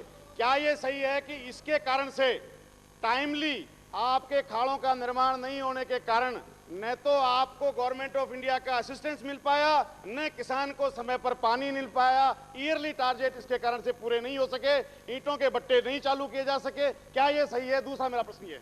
उपाध्यक्ष महोदय, ये कहना वाजिब नहीं है कि काश्तकारों का नुकसान हुआ। जिस जगह पे ये खाड़े बन रहे थे, पहले से विभाग ने खाड़े बना करके छोड़ दिए, काश्तकार वहां सेट हुए नहीं, काश्त करने वाला कोई था नहीं। टारगेट टाइम पर पूरे नहीं हुए, जिससे कारण असिस्टेंस भी नहीं मिला और पानी भी नहीं मिला। और आपके एडिशनल चीफ इंजीनियर ने कहा है ये कि आप थ्रू रेट मत करिए, इससे टाइमली नहीं होगा। उपाध्यक्ष महोदय, सही है? उपाध्यक्ष महोदय, इसमें एक तत्कालीन आयुक्त की ये भी सोच थी कि जहाँ सेट नहीं है, जहाँ काश्त करने वाला नहीं है और खाड़ों का निर्माण करके छोड़ दिया, और वो खाड़े जो है काश्तकार आए नहीं, उससे पहले ही टूट के खुर्द-बुर्द हो गए। तो बिना सार संभाल के मकान ही नहीं रह सकता, तो खाड़ा तो कैसे रह सकता है? वहां कोई किसान ही देख रेख करने वाला नहीं है, और लॉस होना ये कहना पर्याप्त नहीं है। उपाध्यक्ष महोदय, ये बात सही नहीं है, कोई इसमें लॉस नहीं हुआ है। केंद्र सरकार से जो सहायता मिलती है, राज्य सरकार 50% के हिसाब से जितना काम करवाती है, उसके अनुपात में केंद्र सरकार जो है 50% राशि उपलब्ध करवाती है। ये कहना कि इसमें नुकसान हुआ है, कोई नुकसान नहीं हुआ। आंकड़ों के हिसाब से मैंने पूरा अध्ययन किया है कि पंचवर्षीय योजना के हिसाब से 2 लाख हेक्टेयर का टारगेट था, उसमें 1.98 लक्ष्य की पूर्ति कर ली गई है। तो ये कहना भी उचित नहीं है। महोदय, मैं पूछ क्या रहा हूँ, वो जवाब क्या दे रहे हैं आप समझ लीजिए, फिर उनसे पूछ लीजिए। मैंने उपाध्यक्ष महोदय, हरि सिंह जी, उपाध्यक्ष महोदय, मैं एक उदाहरण, एक छोटा सा उदाहरण दे रहा हूँ। कर लूं। एक मिनट, मैं प्रश्न नहीं पूछ रहा हूँ, मैं तो आपको इतना ही याद दिलाना चाहता हूँ, माननीय चंदनमल जी वैद साहब पूर्व मंत्री रहे हैं और जैसलमेर जिले के देवा का मिट्टी ले जाकर ईंटों बनाने की कार्रवाई हुई थी। आप भी सदन में थे, मैं तो बाहर बैठ के सुनता था। देवा का ये सैंड स्कैंडल, क्ले स्कैंडल बहुत लंबा चौड़ा हुआ था। ये भी एक एक्सपीरियंस है। और पास्ट एक्सपीरियंस सूरतगढ़ में जो कोल खरीदा था लाखों टन, मेरे प्रश्न का जवाब दे रहे हैं कि माननीय सदस्य अभी मंत्री नहीं है। आपको मैं मंत्री के हिसाब से नहीं, मैं तो एक आपके सहयोगी के हिसाब से कह रहा हूँ स्पेसिफिक को सुधार करने का प्रयास किया है। स्पेसिफिक माननीय उपाध्यक्ष महोदय, मेरा सेकंड सप्लीमेंट्री ये था, आप समझ लें, मंत्री महोदय ने जो कहा उसके बारे में मैंने पूछा कि इन्होंने थ्रू रेट को जस्टिफाई किया है। मैंने स्पेसिफिक पूछा क्या आपके सुपरिटेंडिंग इंजीनियर्स ने और एडिशनल चीफ इंजीनियर ने आपको ये लिखा है कि थ्रू रेट पद्धति लागू नहीं करनी चाहिए? थ्रू रेट पद्धति लागू करने से क्या ईयरली टारगेट पूरे नहीं हुए हैं और उससे टाइमली जितना पानी जितने पीरियड में जितने किसानों को पहुंचना चाहिए क्या वो नहीं पहुंचा है? सेकंड सप्लीमेंट्री ये था। इंटरनल विभाग के अंदर किस अधिकारी ने क्या लिखा ये बताने के लिए माननीय महोदय बात नहीं है। 14 करोड़ की स्कीम का गफला माननीय उपाध्यक्ष महोदय हुआ है। इसलिए स्पेसिफिक सवाल पूछ रहा हूँ। विभाग ने क्या अधिकारी हैं हम? इनके अधिकारी कहते हैं कि थ्रू रेट मत करिए और ये कहते हैं थ्रू रेट करेंगे तो सामने आ जाएगी स्थिति जो भी है। और फिर सुनिए दूसरा स्पेसिफिक एक तीसरा आखिरी सवाल इसमें और ले लीजिए कि हमने शिकायत की, ऑडिट ने ऑब्जेक्शन किए, जांच नहीं हो रही है। सीनियर आईएएस ऑफिसर के खिलाफ आप जांच किससे करवा देंगे? श्री बनवारी लाल, श्री बनवारी लाल उपाध्यक्ष महोदय सवाल का जवाब दे रहे हैं। दूसरा सवाल बड़ा इम्पोर्टेंट आ रहा है। मेरे अधिकार को तीन सवाल बड़ा इम्पोर्टेंट आ रहा है। 5 मिनट का समय है। श्री बनवारी लाल। उपाध्यक्ष महोदय मेरे अधिकार में 3 सप्लीमेंट्री हैं।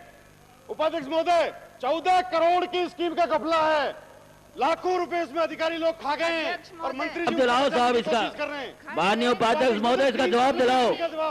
ये मंत्री जी पहले बहुत बोलते थे, अब जवाब दीजिए, इसका जब पता लगेगा। अब दो जवाब। उपाध्यक्ष महोदय 3 सप्लीमेंट्री का मेरा अधिकार है और वो जेल से न्याय चाहता हूँ। उपाध्यक्ष महोदय ये सप्लीमेंट्री का मेरा अधिकार है। मेरा अधिकार 3 सप्लीमेंट्री का है। माननीय सदस्य साइड ट्रैक कर रहे हैं सवाल। आप सुनना नहीं चाहते क्या? उपाध्यक्ष महोदय जवाब नहीं दे रहे हैं। माननीय उपाध्यक्ष महोदय साइड ट्रैक कर रहे हैं बात को। मेरे 3 सप्लीमेंट्री मैंने स्पेसिफिक पूछा। जवाब दिलाइए साहब इसका। 14 करोड़ का मामला है मंत्री महोदय, सीनियर ऑफिसर्स इन्वॉल्व हैं। उपाध्यक्ष महोदय इनके जवाब दिलाइए। ऑडिट पहला बन गया है और उसके बाद जांच नहीं हो रही है। दूसरा सवाल पुकार लिया, अब आप राज्य, मैंने दूसरा सवाल पुकार लिया। 14 करोड़ रुपए का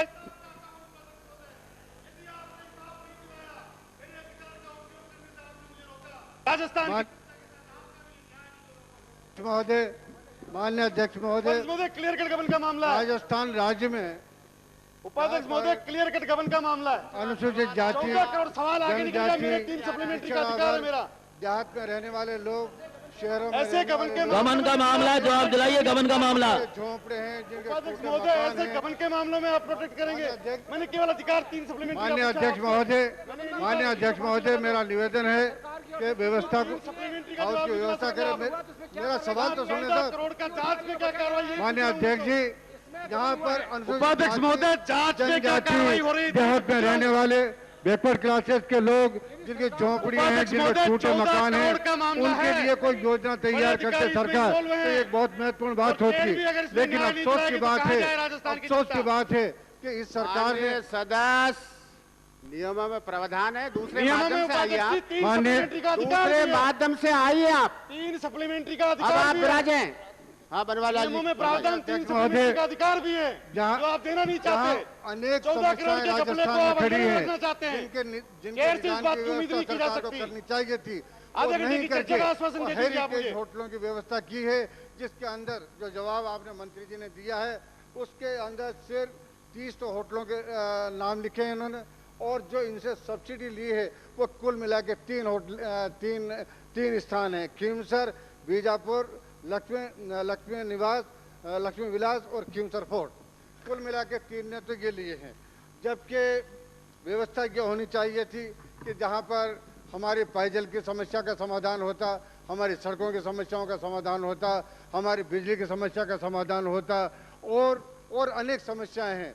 जो गांव की तय की जाती, सुलझाई जाती, वो नहीं करके इन फोर्ट्स की तरफ आपकी निगाह गई। माननीय मुख्यमंत्री जी के रहबरी के अंदर ये सामंतवाद को पुनर्जीवित करने की एक व्यवस्था थी। अब इसके अंदर जो 30 होटलें जो हेरिटेज बनाई गई हैं, उन होटलों के अंदर आप बताइए वो क्या ऐसे इंसेंटिव थे जिसकी वजह से ये होटलें खड़ी हुई हैं और जिनके अंदर काम हुआ है। अगर बिराजे भाषण नहीं होगा, बिराजे सवाल तो करूँ माना श्री भाटी साहब, बनवारी लाल जी बिराजे आप। एक मिनट मेरा सवाल तो सुन ले सर। मैंने आपको आदेश दिया है, आप बिराज जाएं। आप आदेशों की अवहेलना मैं न करें। भाटी साहब, जी आपके माध्यम से मंत्री महोदय से मैं पूछना चाहता हूं कि आपने हेरिटेज पॉलिसी लागू की और हेरिटेज के तहत आपने खींवसर फोर्ट को एड दे दी, लेकिन जो हेरिटेज डेफिनेशन में आते नहीं हैं उनको आपने रिकग्निशन कैसे दे दी और उनको एड क्यों मिल रही है? मतलब आपके हेरिटेज की डेफिनेशन में आने के लिए प्रावधान है कि फलाने फलाने साल तक की पुरानी बिल्डिंग होनी चाहिए, उसके अगर नीचे है जैसे महारानी बाग है, आपने उसको परमिशन कैसे दे दी? कौन सा महारानी बाग? क्या देखिए, आप बिराजो, मैं जवाब दे देती हूँ, टाइम पूरा हो जाएगा। आपका भी जवाब अभी दे देती हूँ। ये जो हेरिटेज होटल्स के बारे में भ्रम फैलाया जा रहा है, ये बिल्कुल गलत है कि एक ही जाति के लोगों को इसकी मदद की जा रही है। ये अभी आपने जैसे बताया है कि अभी बताते आप सुने, व्यवधान नहीं बनवारी लाल जी, ये किसी को बनवारी लाल जी व्यवधान नहीं। हेरिटेज होटल्स एक खाली टूरिज्म में प्रावधान है और वो हमने इसको हेरिटेज होटल स्कीम बनाई है क्योंकि टूरिस्ट आएंगे तो उनके रहने की व्यवस्था नहीं करेंगे तो आपके क्षेत्र में टूरिस्ट आएंगे ही नहीं।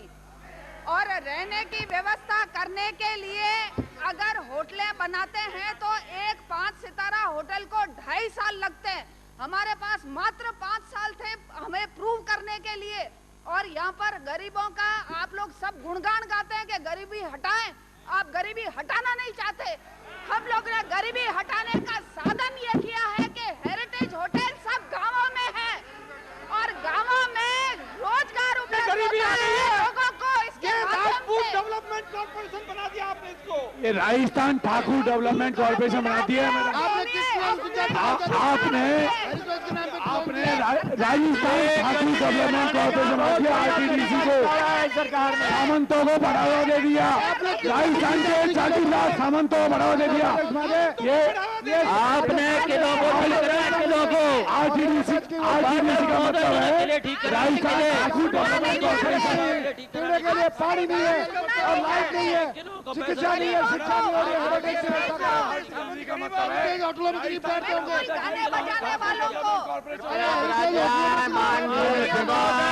राजस्थान ठाकुर बरात जाए। हेरिटेज होटल होने से रोजगार के साधन बने हैं लोगों के, गरीबों को रोजगार मिला है। राजस्थान ठाकुर डेवलपमेंट ठीक कराए प्रश्नकाल समाप्त। कृपया मुझे माननीय सदस्यों को सूचित करना है कि निम्नांकित स्थगन प्रस्ताव की सूचना प्राप्त हुई है। श्री शैलेंद्र जोशी एवं 15 अन्य सदस्य विधानसभा की ओर से राज्य में शिक्षा विभाग के अधीन चल रहे सेकेंडरी, मिडिल एवं प्राइमरी स्कूलों में अव्यवस्था के संबंध में श्री भीमराज भाटी सदस्य विधानसभा की ओर से राज्य के विभिन्न जिलों में नील गायों की बढ़ती आबादी एवं उनके द्वारा किसानों खड़ी फसलों को नुकसान पहुंचाने से उत्पन्न स्थिति के संबंध में सुने, कृपया सुने माननीय धारीवाल जी। उपरोक्त स्थगन प्रस्ताव पर राज्य सरकार से जानकारी प्राप्त की जा रही है और जानकारी प्राप्त होने पर निर्णय लिया जाएगा। श्री भीमसेन चौधरी सदस्य विधानसभा की ओर से गैर सरकारी अनुदानित शैक्षणिक संस्थाओं के कर्मचारियों को लंबे समय से वेतन भत्तों का भुगतान, ये काम मेरा है माननीय सदस्य, बैठने उठने का मेरा यहाँ बैठे। श्री भीमसेन चौधरी सदस्य विधानसभा की ओर से गैर सरकारी अनुदानित कृपया सुने। अन्न भत्तों का भुगतान नहीं होने से उत्पन्न स्थिति के संबंध में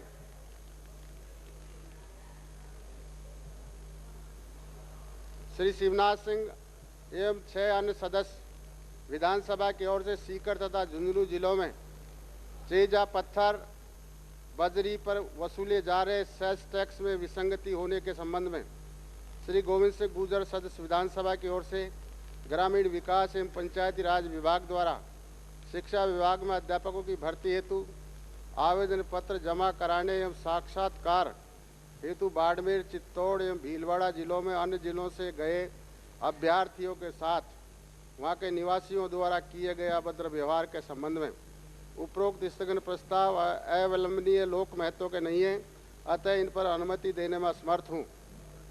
मुख्य प्रस्ताव माननीय सदस्य को प्रस्ताव की विषय वस्तु पर 2 मिनट बोलने की अनुमति होगी।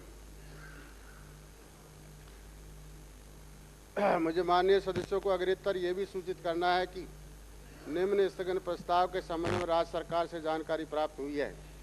श्री हीरालाल मीणा सदस्य विधानसभा की ओर से उच्च शिक्षा की तैयारी हेतु अनुसूचित जाति के विद्यार्थियों को दी जा रही सुविधाएं अनुसूचित जनजाति के विद्यार्थियों को भी प्रदान किए जाने के संबंध में राज्य सरकार ने सूचित किया है कि अनुसूचित जनजाति के शिक्षार्थियों के लिए वर्ष 1996-97 से प्रतिवर्ष ग्रीष्म अवकाश में 2 माह के लिए माणिक लाल वर्मा आदिम जाति शोध एवं प्रशिक्षण संस्थान द्वारा पीएमटी पीईटी की कोचिंग कराई जाती है, जिसमें 20 से 40 विद्यार्थी लाभ उठाते हैं। अधिक शिक्षार्थी उपलब्ध होने पर वर्ष 1996-97 में कक्षाएं डूंगरपुर एवं बांसवाड़ा मुख्यालयों पर स्थानीय महाविद्यालयों की सहायता से चलाई गई थी। वर्ष 1996-97 में ड्रॉपर्स के लिए 6 माह की अवधि का पीएमटी पीईटी कोचिंग पाठ्यक्रम माह सितंबर से चलाया जाना प्रस्तावित है। इसमें 20 विद्यार्थियों को प्रशिक्षण दिया जाएगा। उपरोक्त स्थगन प्रस्ताव अवलंबनीय लोक महत्व का नहीं है, अतः इस पर अनुमति देने में असमर्थ हूँ। प्रक्रिया के नियम 295 के अंतर्गत प्राप्त सूचनाएं। श्री भंवरलाल शर्मा सरदार शहर सदस्य विधानसभा की ओर से सरदार शहर कस्बे में उचित मूल्य के आवंटित दुकानों में राशन का वितरण शुरू करवाने के संबंध में श्रीमती मीना अग्रवाल सदस्य विधानसभा की ओर से राज्य के बाजारों में 1, 2 या 5 के नोट व सिक्कों की भारी किल्लत एवं नई करेंसी के हो रहे ब्लैक को रोकने के संबंध में वैसे राज्य सरकार से संबंधित नहीं है। श्री महादेव सिंह सदस्य विधानसभा की ओर से निर्वाचन क्षेत्र खंडेला की कतिपय सड़कों की मरम्मत करवाए जाने के संबंध में श्री कृष्णाराम नाई सदस्य विधानसभा की ओर से विधानसभा क्षेत्र डूंगरगढ़ की तहसील सुजानगढ़ के विद्यालयों में अध्यापकों के पद रिक्त होने से उत्पन्न स्थिति के संबंध में श्री यशपाल सिंह सदस्य विधानसभा की ओर से विधानसभा क्षेत्र डेगाना में राजस्थान राज्य पथ परिवहन निगम की बसों का संचालन शुरू करवाने के संबंध में श्री नाथुराम आहारी सदस्य राजस्थान विधानसभा की ओर से डूंगरपुर जिले में पहल परियोजना के विभिन्न कार्यक्रमों में अनुबंध पर लगे कर्मचारियों को नियमित किए जाने के संबंध में श्री राकेश मेघवाल सदस्य विधानसभा की ओर से मकराना तहसील गच्छीपुरा को उप तहसील बनाने के संबंध में श्री रतनलाल तांबी सदस्य विधानसभा की ओर से विधानसभा क्षेत्र जहाजपुर की सड़कों की दयनीय स्थिति के संबंध में श्री भीमसेन चौधरी सदस्य विधानसभा की ओर से बीकानेर जिले की पूर्व लूणकरण सर तहसील के कतिपय गांवों के नागरिकों का जीवन स्तर सुधारने की दृष्टि से इंदिरा गांधी नहर परियोजना की लिफ्ट नहर परियोजना स्वीकृत करने के संबंध में माननीय सदस्यों को उनके द्वारा दी गई सूचनाओं को पढ़ने की अनुमति होगी। श्री भीमसेन चौधरी। माननीय उपाध्यक्ष महोदय, मैंने राजस्थान के गैर सरकारी संस्थाएं अनुदानित संस्थाएं हैं उनके शिक्षकों के संबंध में ध्यानाकर्षण प्रस्ताव प्रस्तुत किया है। माननीय उपाध्यक्ष महोदय, राजस्थान में हजारों शिक्षक गैर सरकारी अनुदानित संस्थाओं में कार्य कर रहे हैं, उनको माह अप्रैल से लेके अब तक उनको तनख्वाहें नहीं मिली है। 5वें वेतन आयोग के अनुसार उनके वेतन और भत्ते उनकी विसंगतियां दूर नहीं की गई हैं। इसलिए राज्य सरकार का ध्यान मैंने आकर्षित करने के लिए उन शिक्षकों की दयनीय स्थिति को ध्यान में रखना उजागर करने के लिए मैंने ये अपना ध्यान आकर्षण प्रस्ताव रखा है। मैं समझता हूँ कि राज्य सरकार इन शिक्षकों के बारे में जो वेतन और भत्ते तत्काल उनको अनुदानित संस्थाओं को मुहैया कराने की व्यवस्था करेगी, ये राज्य सरकार से मैं अपेक्षा रखता हूँ। Shri Shivnath Singh ji. Point of information. उपाध्यक्ष महोदय, पॉइंट ऑफ इन्फॉर्मेशन। उपाध्यक्ष महोदय, झुंझुनू जिले में माननीय उपाध्यक्ष महोदय, शिक्षा मंत्री उपाध्यक्ष महोदय, पॉइंट ऑफ इन्फॉर्मेशन।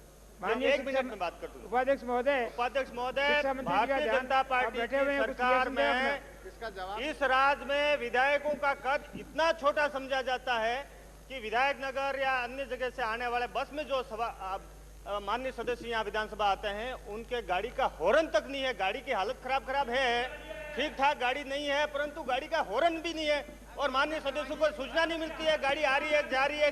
कल मैं स्वयं रह गया। माननीय सदस्य आप सुने पहले। माननीय अध्यक्ष महोदय, गाड़ियों की हालत बिल्कुल बेकार कर रखी है। ये सवाल एक्सीडेंट आज हुआ। इस सरकार को हॉर्न की जरूरत ही नहीं है, ये तो वैसे ही दुर्घटनाग्रस्त हो रही है। आसन पैरों पर माननीय सदस्य, आसन पैरों पर ये मामला माननीय सदस्य मेरे इस सचिवालय से संबंधित है। आप मेरे चैम्बर में आए, बातचीत करेंगे, व्यवस्था करेंगे, ठीक करेंगे। माननीय उपाध्यक्ष महोदय, शिक्षा मंत्री जी बैठे हुए हैं। मेरे ये जो स्थगन प्रस्ताव के बारे में शिक्षा मंत्री जी बैठे हुए हैं, जवाब दिलाया जाए। तो बात नहीं कर सकता भाई, तो दें अपना। आप विराजे, मैं जवाब देने के लिए बात नहीं कर सकता। विराजे श्री शिवनाथ सिंह। माननीय उपाध्यक्ष जी, रिएक्शन तो बताएं अपना। आपने व्यवस्था दी, सिरोधारी है। मैं थोड़ा सा निवेदन करना चाहूँगा, यदि उसमें थोड़ा सुधार हो सकता हो। ये गंभीर मामला और सरकार से इसका यदि आप जवाब मांग लें और इसकी इन्फॉर्मेशन आ जाए, उसके बाद में कुछ कहने का हो तो उचित रहेगा। मैं आपसे इतना निवेदन करना चाहता हूँ, यदि मेरी प्रार्थना स्वीकार नहीं हो तो फिर दूसरा जो आपने आदेश दिया वो पालना करूँगा मैं। ये बहुत गंभीर मामला है माननीय उपाध्यक्ष। के साथ में मान्यवर इतनी परेशानी कांग्रेस सरकार ने पूरे राजस्थान पर लागू आप इसको और आपके में आपको मामला बहुत गंभीर है, लेकिन 5-5 माननीय सदस्य खड़े होकर बोल रहे से इसकी गंभीरता पे प्रश्न चिन्ह लग रहा है। इसकी गंभीरता को विचारिए। 5 सदस्य इसमें पीड़ित हैं। मिले थे और आपको अवगत किया था कि इसका बड़ा गंभीर मामला है। राज्य सरकार से आप जानकारी कैसे और इसके ऊपर आप व्यवस्था दें। मान्यवर, व्यवस्था ये दे दी कि आपने 2-2 मिनट बोलता हूँ, आपके पास जानकारी है कि मामला क्या है। आप मंगाओ तो सही, जानकारी तो मंगाओ। आपके निर्णय को स्वीकार करते हुए निवेदन राजस्थान सरकार ने ठेकेदारों की मार्फत जनता के धन को लुटा दिया और लुटा रहे हैं, डाकुओं को दे रहे हैं। डाकू इन दी गार्बो पर जेंटलमैन में लुटा रहे हैं। इसलिए एक तरफ माननीय उपाध्यक्ष जी 12% का रेट है। कृपया विराजे, भयंकर विराजे। रेट लेकर आता है, उस पर 10 रुपए टन के वसूल करते हैं। आप देखिए, सेल टैक्स कहीं टनों में वसूल होता है क्या? मोदी साहब, विराज, आप बहुत पुराने हो गए। विराज कहीं देखे नहीं, सेल टैक्स का जो है आप टनों में वसूल कर रहे हैं। राज्य सरकार से इसकी जानकारी मंगवा रहा हूँ। विराज। उपाध्यक्ष महोदय, गोविंद सिंह गुजर। उपाध्यक्ष महोदय, 1 सेकंड। श्री गोविंद सिंह गुजर। एक से आपकी व्यवस्था। आपका नाम नहीं है, गोविंद सिंह जी। नहीं, व्यवस्था के संबंधी मैंने गोविंद सिंह गुजर को पुकारा है माननीय सदस्य। उपाध्यक्ष महोदय, मैं सदन का ध्यान एक बहुत ही गंभीर जो प्रवृत्ति पनप रही है जिलों की, उसकी ओर आकर्षित करना चाहता हूँ। विगत दिनों पंचायत के और शिक्षा विभाग के शिक्षकों की नियुक्ति के बारे में दूसरे जिले के जो व्यक्ति, जो परीक्षार्थी दूसरे जिलों में गए, उन जिलों में उनके साथ मारपीट हुई, उनको खाने पीने की कोई भी वस्तु देने के लिए मना कर दिया और यहाँ तक भी मैं मेघवाल साहब से भी कहना चाहूँगा कि पुलिस ने भी स्थानीय लोगों की मदद की और बाहर से जो लोग गए थे, राजस्थान के ही थे लेकिन बाहर के जिलों से आए थे, उनके साथ जो जाति हुई उसके ऊपर न तो कोई FIR दर्ज की गई न उनके खिलाफ कोई कार्रवाई की गई। उपाध्यक्ष महोदय, मैं इतनी बात कहना चाहता हूँ कि अगर इस प्रवृत्ति को पनपने दिया तो राजस्थान में बंटवारे की मांग उठने लगी। हर जिला कहेगा मुझे अपना अलग राज्य बना दो। इसको रोकना चाहिए, इसीलिए मैंने ये प्रस्ताव रखा था। बहुत महत्वपूर्ण है, लेकिन आपने उसको जानकारी के लिए भी नहीं भेजा, इसका मुझे दुख है। सारे सदन ने सुन लिया, सरकार ने सुन लिया। श्री भंवरलाल शर्मा, प्रक्रिया के नियम 295। मान्यवर, एक मिनट। माननीय गोविंद सिंह जी ने जो प्रश्न उठाया है ये बड़ा गंभीर प्रश्न है। झुंझुनू जिले से, सीकर जिले से, चूरू जिले से, इन जिलों से हमारे यहाँ के लड़के और लड़कियाँ मान्यवर बाड़मेर, चित्तौड़ और जालौर, इन जिलों के इंटरव्यू देने के लिए गई। लड़कियों के साथ इतना दुर्व्यवहार किया, उनके कपड़े फाड़ दिए, उनके कागजात सब फाड़ दिए, जो डॉक्यूमेंट दे गए थे वो सब छीन लिए, होटलों में से निकाल कर उनको पिटा, लड़कियों को बेइज्जत किया। और राजस्थान सरकार की पुलिस वहां देखती रही, पुलिस ने कोई प्रोटेक्शन नहीं दिया। पुलिस के सामने पुलिस बल्कि उन लोगों को मदद कर रही थी जो उनको बेइज्जत कर रहे थे। भंवरलाल शर्मा, मेरे को कुछ वो अभी माननीय उपाध्यक्ष महोदय, आप व्यवस्था दीजिए, मैं आपको याद दिला रहा हूँ। माननीय सदस्य, अब मैं आपसे ये 0 आवर है। आधा मिनट में मैं आपसे रिक्वेस्ट कर रहा हूँ। 0 आवर से संबंधित मामला है। उपाध्यक्ष में उपाध्यक्ष मुझे बोलना है यार, आपका ऐसा। उपाध्यक्ष महोदय, पिछले दिनों माननीय सदस्य लालसोट से आने वाले और मेरे द्वारा कैलाश सैनी हत्याकांड दौसा के सिलसिले में आपके यहाँ आपने आसन से एक व्यवस्था दी थी और ये माननीय गृह मंत्री जी ने कहा था कि आप नाम बता दो, उससे जांच करवा लेते हैं। मैं और प्रसादी लाल जी दोनों आपके बैठ में गए, आपने पत्र लिखा, हमने आपको नाम बता दिया था संबंधित अधिकारी का कि DIG राम जीवन जी मीणा से इसकी जांच करवा ली जाए। उपाध्यक्ष महोदय, आपके स्पष्ट आदेश के बाद में, हमारे रिक्वेस्ट करने के बाद में भी आप कृपया चैम्बर में पधारे, मैं इसकी जानकारी कर लूंगा। आज तक वो DIG को नहीं दी गई। श्री भंवरलाल शर्मा। माननीय उपाध्यक्ष महोदय, उपाध्यक्ष महोदय, ये सही है। मैंने इस सदन में कहा था कि आपके चैम्बर में नाम सुझा दें और वो नाम आपके यहाँ से सुझाव होकर भी आ गया।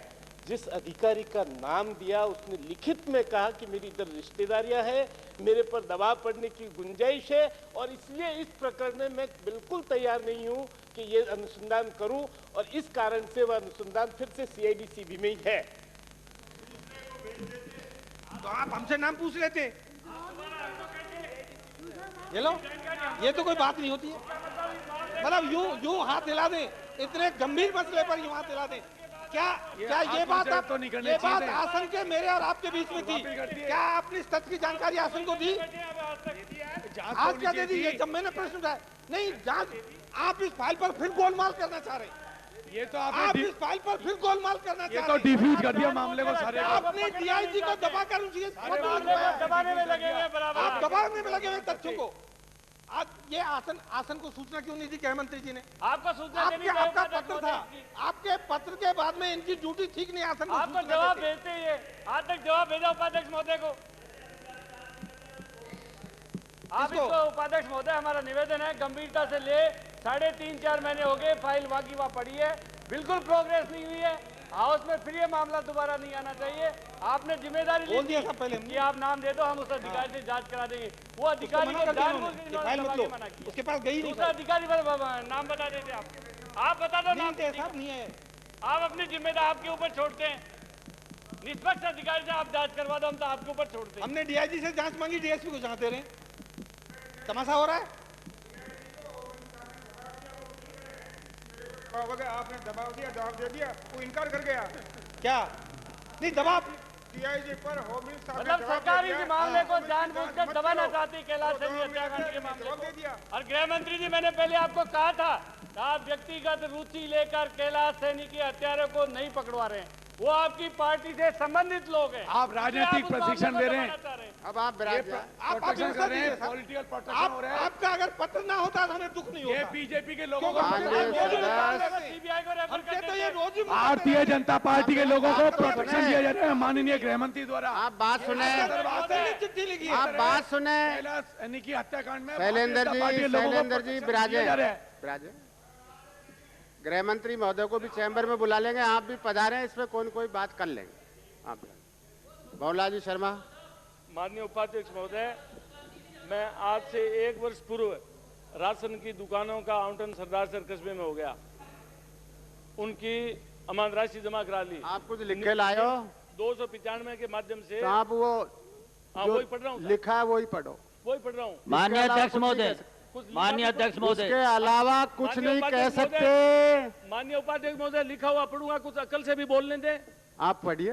माननीय अध्यक्ष महोदय, कल भी हमने शून्यकाल के लिए आपको लिख करके दिया था, आज भी हमने लिख करके दिया है, और आपने आश्वासन दिया था हमको शून्यकाल लेंगे। 295 थोड़ा इंतजार करिए आप। निवेदन है कि कस्बा सरदार शहर में दिनांक 21/97 को जिला कमेटी के द्वारा उचित मूल्य की दुकानों का आवंटन कर दिया गया था। राज्य सरकार के बने नियमों के अनुसार जिन डीलर्स को दुकानों का आवंटन हुआ, उनके द्वारा अमानत राशि चालान द्वारा दिनांक 1/7/97 को बैंक में जमा करा दी गई थी, परंतु अभी तक वहां समस्या ज्यों की त्यों बनी हुई है। उक्त आवंटनों से संबंधित पत्रावलियां राज्य सरकार के खाद्य विभाग ने जयपुर मंगवा ली है, अभी तक इन पत्रावलियों का कोई निस्तारण नहीं किया गया है। अब ये पत्रावलियां बिना वजह और बिना किसी कारण के जयपुर में पड़ी हुई है। अगर उनमें कोई अनियमितता हुई है और नियम विरुद्ध आवंटन हुआ है, तो 1 वर्ष तक उन अधिकारियों के खिलाफ कार्रवाई क्यों नहीं की गई? इससे सरकार की, विभाग की एवं मंत्री जी की अक्षमता स्पष्ट रूप से झलकती है और विधि सम्मत बैठक बुलाकर नियमानुसार आवंटन किया गया है। वहां की स्थानीय जनता को उन वार्डों से जो सुविधा उपलब्ध कराई गई थी वह उपलब्ध नहीं कराकर दूसरे वार्डों से राशन लाना पड़ता है। पर यह सरकार की बहुत बेरुखी एवं आम आदमी की तकलीफ नहीं समझने वाली कार्रवाई है। अतः आपके माध्यम से नियम 295 के तहत अनुरोध है कि सरदार शहर कस्बे में जो डीलर्स की नियुक्ति हुई थी, उनकी पत्रावली तुरंत भिजवाई जाकर उन वार्डों में राशन के वितरण का कार्य शुरू करवाने का कष्ट करें। चूंकि यह अविलंबनीय लोक महत्व का प्रश्न है तथा सार्वजनिक वितरण प्रणाली से जुड़ा हुआ मामला है, अतः तुरंत आवश्यक कार्रवाई करने हेतु आप विभाग को निर्देशित कर जन समस्याओं को हल किए जाने का कष्ट करें। श्रीमती मीना अग्रवाल।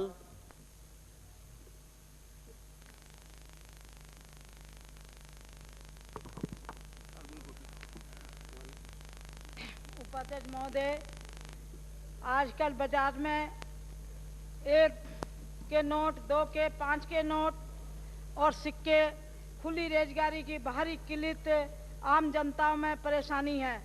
बाजार में सामान खरीदने पर सामान नहीं देते कि मुझे खुले पैसे लाओ जब सामान हम देंगे। जैसे रिक्शा है, टेम्पू है, सब्जी मंडी है, पंसारी की दुकानें हैं, दवाई है, पान वाले की दुकानें आदि में भारी परेशानी जनता को उठानी पड़ती है।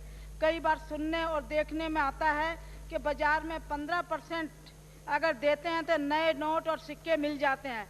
क्या बाजार में करेंसी का रोकना अपराध नहीं है तो सरकार करेंसी को ब्लैक को रोकने रोके जिससे कि जनता को राहत मिले। इसमें मेरा एक सुझाव है कि आम जनता को बैंकों में छोटे करेंसी नोट और सिक्के आसानी से मिलने के लिए, इसलिए क्या सरकार मोबाइल डाकघर की तरह कोई मोबाइल बाजारों में चलाकर जनता को छोटी करेंसी की सप्लाई उपलब्ध करवाने का विचार करती है? जिस विचार करें तो जनता को राहत मिलेगी कि ये सिक्के और छोटे नोट जो नहीं मिलते उसके कारण मतलब जनता को बहुत भारी परेशानी होती है, फट जाते हैं नोट, थैलियों में जाते हैं। इस सदन से इस सवाल का उत्तर नहीं आएगा। आप बिराजे। Thank you. श्री महादेव सिंह। सरकार से मांग करें फिर अपन श्री महादेव सिंह। उपाध्यक्ष महोदय, सब मिलकर केंद्र सरकार से मांग करें। उपाध्यक्ष महोदय, प्रक्रिया तथा कार्य संचालन नियमावली के नियम 295 के तहत मैं खंडेला विधानसभा क्षेत्र की सड़कों की दुर्दशा की ओर सरकार का ध्यान आकर्षित करना चाहता हूँ। श्रीमान खंडेला निर्वाचन क्षेत्र की निम्नांकित सड़कों की ऐसी दुर्गति हो रही है कि इनमें 3-3, 4-4 फीट के गड्ढे पड़े हुए हैं। इन सड़कों पर दुर्घटनाएं होना आम बात हो गई है। जनता भारी परेशान है। सरकार को व संबंधित अधिकारियों को बार बार निवेदन किया गया किंतु आज तक कोई कार्रवाई नहीं हुई। मान्यवर, ये सड़कें निम्न हैं: श्री माधोपुर से खंडेला, खंडेला से कांवट, कांवट से प्रीतमपुरी, कांवट से ग्वाला व चला, खंडेला से पलसाना, खंडेला से कोटड़ी लुहारवास, खंडेला से गुरारा, रिंगस से दादिया व कोटड़ी दायलान, सोमू प्रोहितान से आबावास, सती मोड़ से नरसिंहपुरी, श्री माधोपुर से पलसाना व जाजोद गोविंदपुरा। महोदय, गत 4-5 वर्षों में खंडेला विधानसभा क्षेत्र की एक भी सड़क पर कोई मरम्मत कार्य नहीं करवाया गया है। इससे जनता में भारी आक्रोश व्याप्त हो रहा है एवं नित्य प्रति दुर्घटनाएं घटित हो रही। मैं सार्वजनिक निर्माण मंत्री महोदय का ध्यान जनहित के इस मुद्दे की ओर आकर्षित कर तत्काल इस संबंध में कार्रवाई करने का आग्रह करता हूं। श्री कृष्णाराम नाई। उपाध्यक्ष महोदय, कार्य व संचालन के प्रक्रिया नियम 295 के अंतर्गत मेरे विधानसभा क्षेत्र श्री डूंगरगढ़ का ध्यान आकर्षित करने हेतु उपरोक्त विषय में निवेदन है कि मेरे विधानसभा क्षेत्र श्री डूंगरगढ़ में 12 पंचायत सुजानगढ़ तहसील की है। कुल मिलाकर श्री डूंगरगढ़ विधानसभा क्षेत्र काफ़ी बड़ा क्षेत्र है। विधानसभा क्षेत्र में उच्च प्राथमिक विद्यालय में उनमें से एक पहले भी उच्च प्राथमिक विद्यालय में पूरे अध्यापक नहीं है। किसी विद्यालय में 1 अध्यापक है, किसी में 2 अध्यापक है, किसी में 3 अध्यापक है। इस वर्ष शैक्षणिक सत्र शुरू हो चुका है। विद्यालय में पूरे अध्यापक नहीं होने के बच्चों की पढ़ाई में विपरीत प्रभाव पड़ रहा है। मैंने इस विषय में शिक्षा मंत्री जी से बार बार संपर्क करके ये निवेदन किया कि हमारे क्षेत्र में विद्यालयों में अध्यापकों की पूर्ति कराई जाए ताकि अध्यापक कार्य चालू हो सके। इस विषय में मैंने पहले भी प्रश्न उठाया था, उसका भी आज तक कोई असर नहीं हुआ है। अतः पुनः प्रश्न लगा रहा हूँ, शिक्षा मंत्री जी इस पर अवश्य गौर करके व्यवस्था करने का श्रम करें। उदाहरण के तौर पर ग्राम जोगलसर, तहसील सुजानगढ़, विधानसभा क्षेत्र श्री डूंगरगढ़ का गांव है। वह माध्यमिक विद्यालय में वर्षों से एक ही अध्यापक है। श्री रिशपाल सिंह।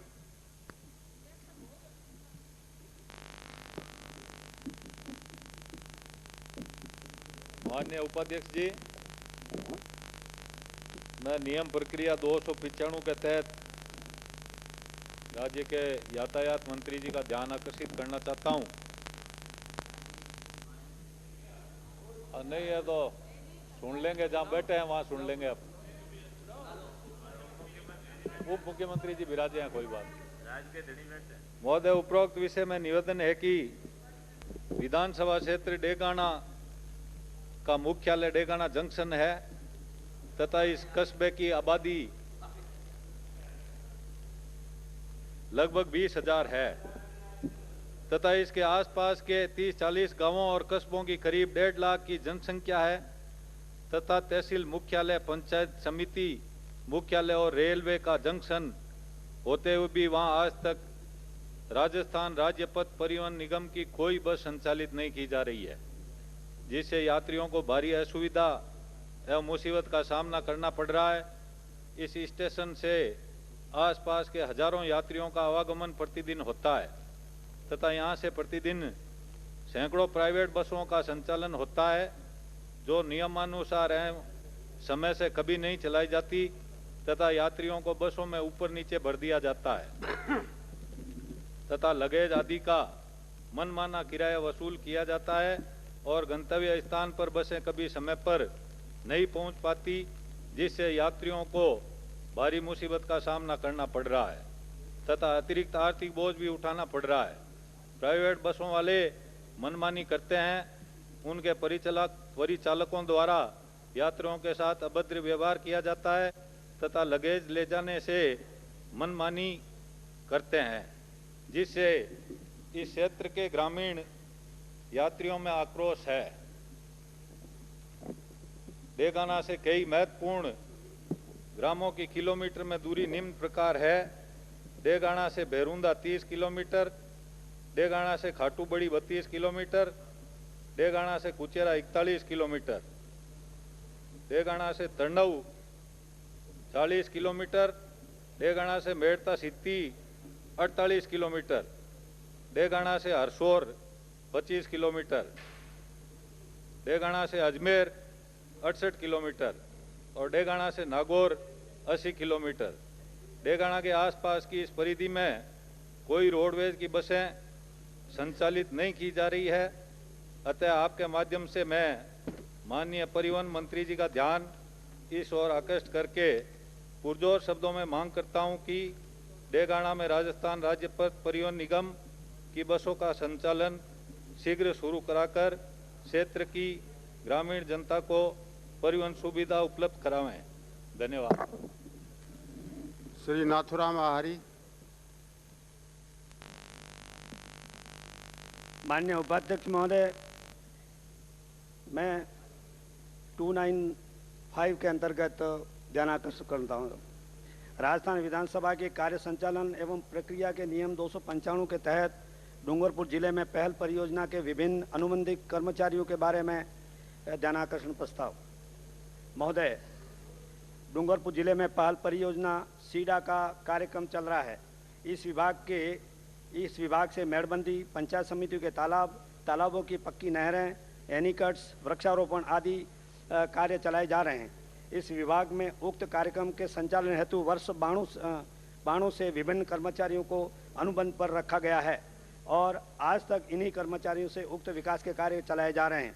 इन कर्मचारियों को जो 92 से निरंतर कार्यरत हैं, इन्हें स्थायी करने हेतु उप शासन सचिव महोदय, जनजाति विकास विभाग पहल 97-98 दिनांक 28/4/98 एवं 12/5/98 व अतिरिक्त आयुक्त महोदय जनजाति क्षेत्रीय विकास विभाग उदयपुर 97-90-85-87 दिनांक 18/5/98 व अनुभाग अधिकारी अभाव अभियोग मुख्यमंत्री सचिवालय के पत्र क्रमांक मुख्यमंत्री 31/0-31/0 दिनांक 18/4/98 द्वारा परियोजना निदेशक पहल परियोजना डूंगरपुर से इन कर्मचारियों को नियमित करने के बारे में जवाब मांगा था, लेकिन निदेशक पहल परियोजना डूंगरपुर ने इन कर्मचारियों को कम करने का प्रस्ताव दिया है। जबकि दिनांक 23/5/98 को समन्वय समिति की बैठक जो आयुक्त महोदय की अध्यक्षता में हुई थी, उसमें समस्त उपस्थित सदस्यों ने कर्मचारियों को कम करने के बारे में चिंता व्यक्त की थी, लेकिन समन्वय समिति के इस प्रस्ताव को बिल्कुल ही निकाल दिया है। इससे विभाग के जो अनुबंध कर्मचारी हैं, कई कर्मचारी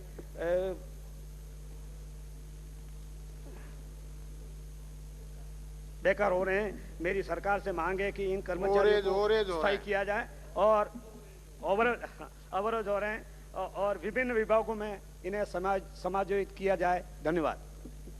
श्री राकेश मेघवाल।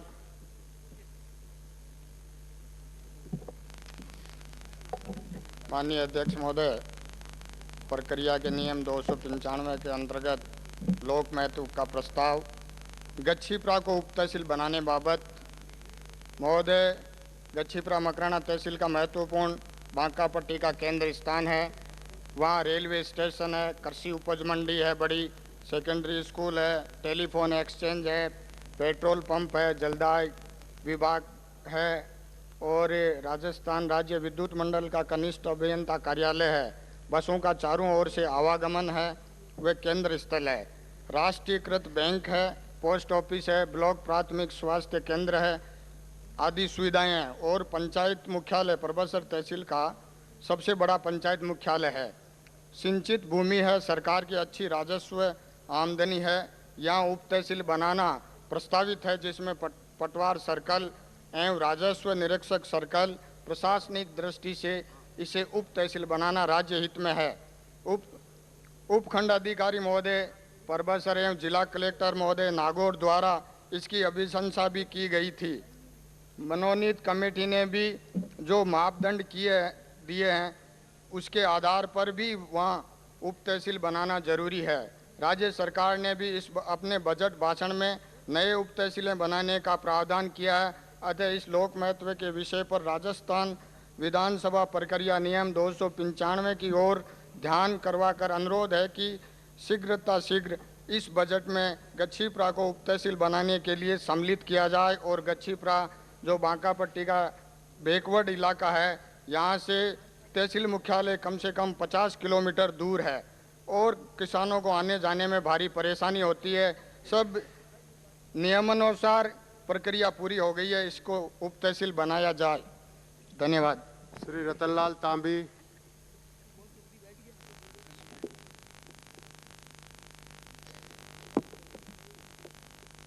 माननीय अध्यक्ष महोदय, जहाजपुर विधानसभा क्षेत्र में इन 8-10 वर्षों में कोई सड़कें नहीं बनी और जो सड़कें उसके संबंध में जो हालत है, मैं आपका ध्यान, आपके मंत्री महोदय ध्यान आकर्षित करना चाहता हूँ। जहाजपुर विधानसभा क्षेत्र में सार्वजनिक निर्माण विभाग की निष्क्रियता एवं अनदेखी के कारण सड़कों की दयनीय स्थिति पर विशेष उल्लेख के माध्यम से ध्यान आकर्षित करना चाहता हूँ। सड़कों के नाम इस प्रकार है: शाहपुरा से जहाजपुर सड़क, कोटड़ी से पंडेर, जहाजपुर से सकरगढ़, जहाजपुर से घाटरानी, ईटंदा से देवाखेड़ा, पंडेर से सावर, कुचरवाड़ा कला से देवली, जहाजपुर से मेड़िया सरसिया बूंदी सीमा तक, मांडलगढ़ जहाजपुर, शकरपुरा जामोली बरनी कला, बिहाड़ा अजमेर सीमा सड़क। उस सड़कों की उक्त सड़कों की दयनीय स्थिति ये हालत है कि गहरे गड्ढे पड़े हुए हैं। गत सितंबर में के बाद सड़कों की मरम्मत के आपके आदेश ग्रहण तो आज तक नहीं हुए हैं। अतः क्षत विक्षत सड़कों की दयनीय स्थिति इतनी कभी नहीं रही जैसी इन सड़कों की हो रही है। 8-10 वर्षों से इन सड़कों पर की मरम्मत नहीं करना किसी भी कल्याणकारी सरकार की कर्तव्यहीनता की पराकाष्ठा है। अतः इस विशेष उल्लेख के जरिए निर्माण मंत्री जी कर्तव्य परायणता के दायित्व को स्मरण रखें। सड़कों की गंभीर स्थिति की दुरावस्था से जन जन को अथाह कष्ट हो रहा है।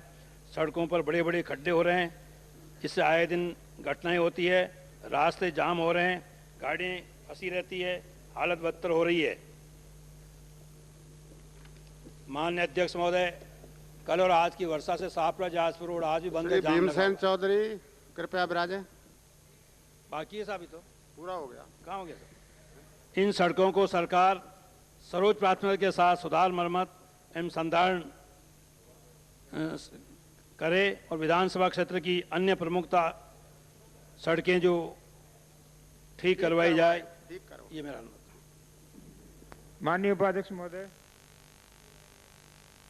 मैं निम्न समस्या समाधान हेतु विशेष उल्लेख के माध्यम से मुख्यमंत्री का ध्यान आकर्षित करता हूं। भारत के संविधान के अनुच्छेद 46 के दिशा निर्देशों के अनुसार नागरिकों के पोषण स्तर उन्नत करने एवं जीवन स्तर सुधार हेतु सतत प्रयत्नशील रहना राज्य कर्तव्य माना गया है। बीकानेर जिले की पूर्व लूणकंड तहसील की ग्राम पंचायतें महादेवाली, अजीत माना, राजेश्वर भाटियान, केला, मकड़ासर, सोडेवाली, खेरा, खोगराना, धीरेरा, हंसेरा, कालू, नाथवाना व पूर्व बीकानेर तहसील में व वर्तमान पुगल तहसील की मोतीगढ़, कर्णेश्वर भाटियान, जालवाली, कालासर ग्राम पंचायतों के नागरिकों का जीवन स्तर अत्यंत निम्न है। यहाँ आमतौर पर कम वर्षा होती है, अकाल पड़ते रहते हैं। इस कारण से यहाँ के नागरिकों के कच्चे मकान व झोंपड़े हैं, 2 वक्त सूखी रोटी मिलना भी कठिन है।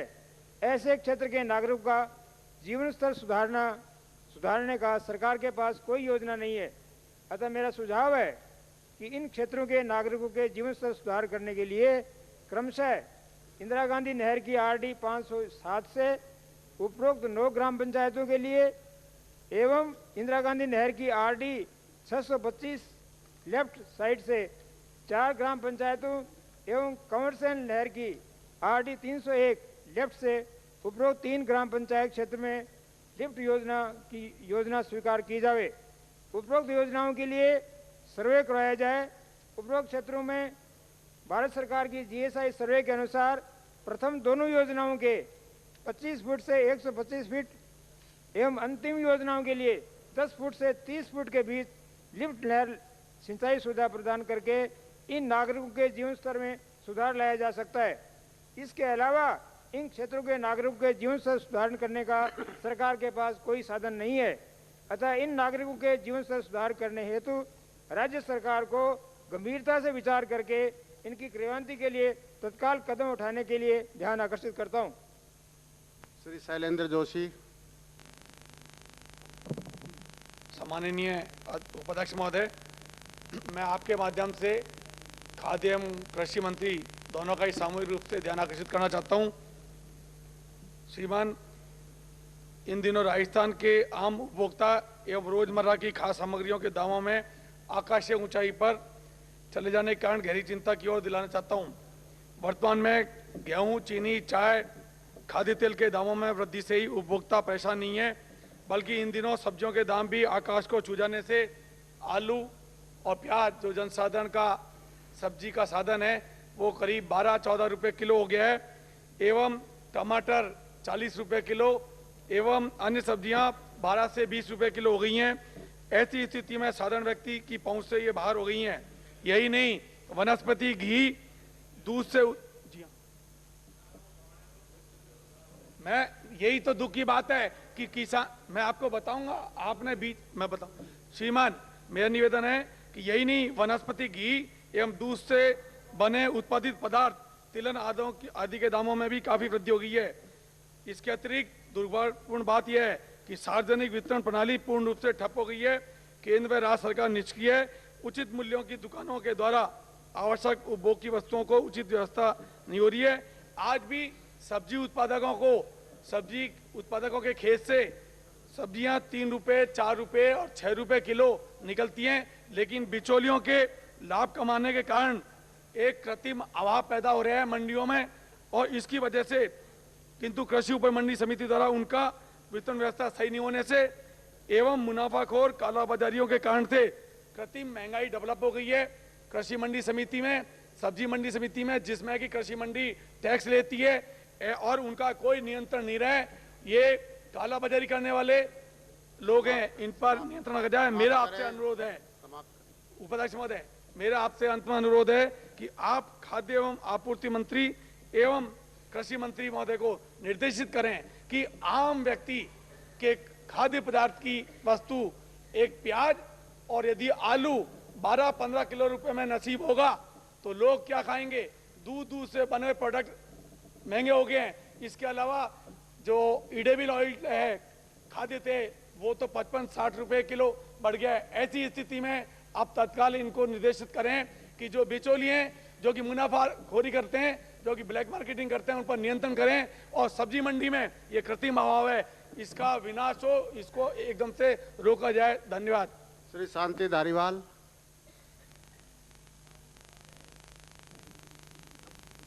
मैं आपके माध्यम से गृह मंत्री जी का ध्यान आकर्षित करना चाहता हूं।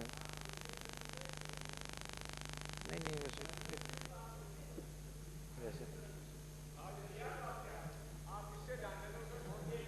12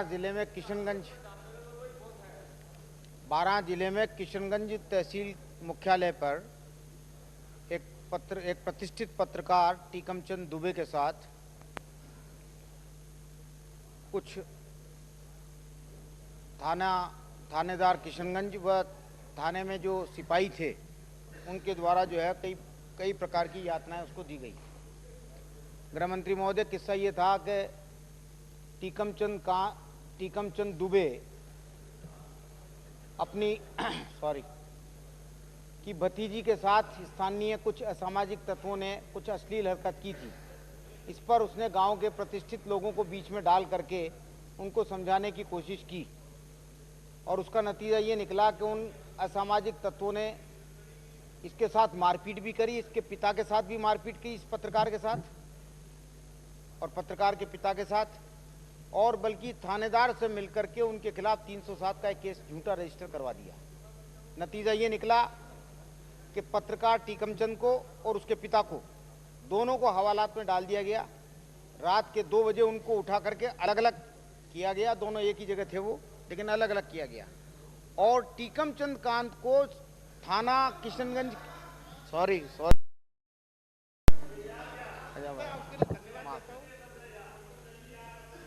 और टीकमचंद दुबे इसको कार्रवाई से टीकम चंद निकाला दुबे को वर्चुअली नंगा करके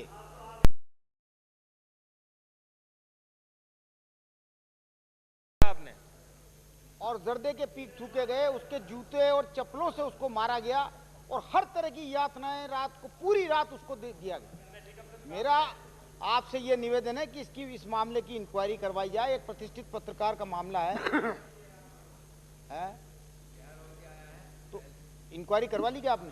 कुछ निकला क्या साहब इसमें? है क्या एक्शन लें जरा आप बता दें। मैं वो आ जाएगा। मैं तो आपसे निवेदन करना, उपाध्यक्ष महोदय से निवेदन करना चाहता हूँ, गृह मंत्री जी अगर इस पर कुछ वो नहीं, 295 नहीं है, 0 आवर है परंपरा में। मैं आपसे 131 है, ये तो ऐसे जीरो, मैंने तो 0 आवर में उठाया, 295 में उठाया भी नहीं। और चूंकि आप कागज वागज निकाल करके ऐसे तैयार दिख रहे थे, मैंने कहा भाई जवाब देंगे, ये जवाब भी मांग रहा हूँ आपसे। आप सुनिए, वो मेरे से बात कर ले, मेरे पास इंक्वायरी रिपोर्ट है, आप देख लें, इसमें कोई कमी हो तो। मेरा आपसे ये निवेदन है कि अगर इस मामले में आप कुछ बोल दें कि क्या क्या कार्रवाई हुई तो बहुत अच्छा रहेगा।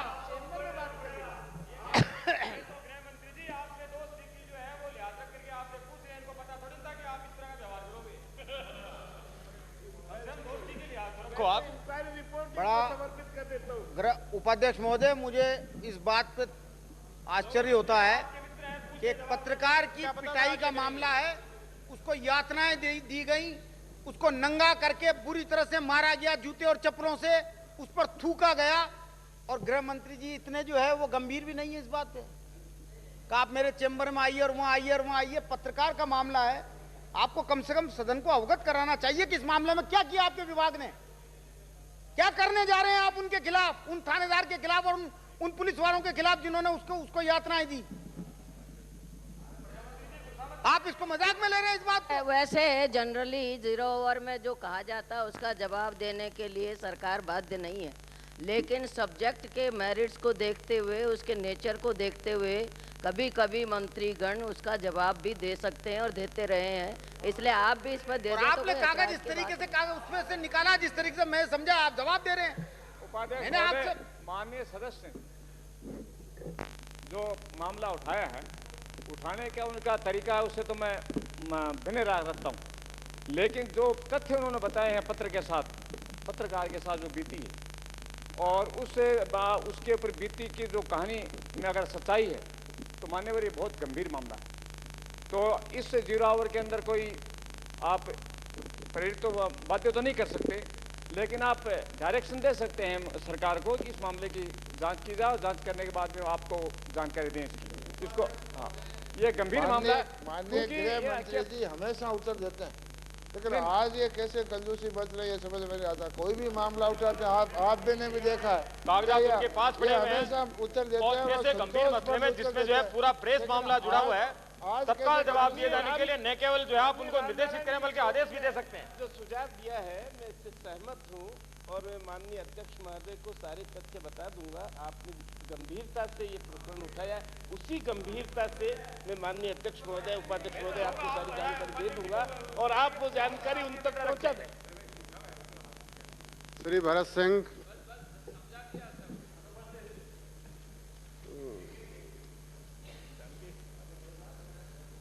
श्री रामस्वरूप मीणा। माननीय उपाध्यक्ष महोदय, मैं माननीय गृह मंत्री जी का ध्यान बहुत ही महत्वपूर्ण मामले की ओर दिलाना चाहता हूं। अब हमारे टोडा भीम के अंदर एक घाटी है साहब, जिसको जयंती की घाटी भी बोलते हैं, टोडा भीम की घाटी भी बोलते हैं। आप भी पधारे हो कई बार वहाँ पर। उसके अंदर 2 मोड़ आते हैं। एक मोड़ इतना खतरनाक है जहाँ पर आए दिन दुर्घटनाएं होती रहती हैं। अब तक 40 मौतें दुर्घटना से वहाँ हो चुकी है उसी जगह पर साहब। अभी हाल की बात है, एक राजस्थान रोडवेज की बस जो वहाँ के गुजर रही थी, उसने उसी मोड़ पे जाकर के उसके ब्रेक फेल हुए और वो सीधी 500 फीट नीचे घाटी से जाकर के गिरी।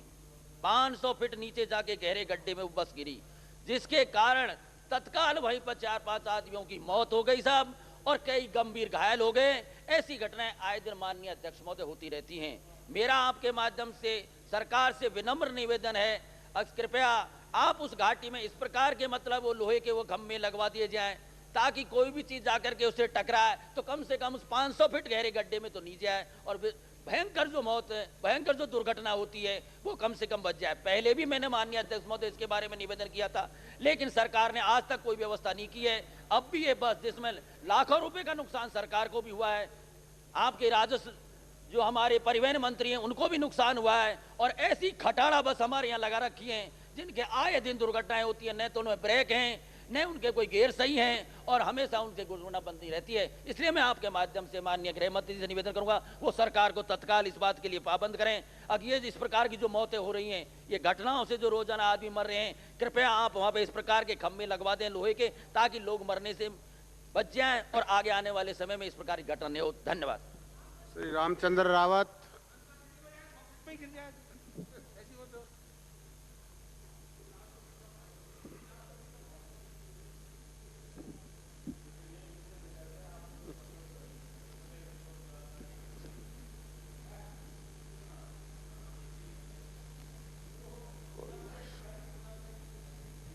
श्री भीमराज भाटी सदस्य विधानसभा 2 याचिकाएं उपस्थापित करेंगे।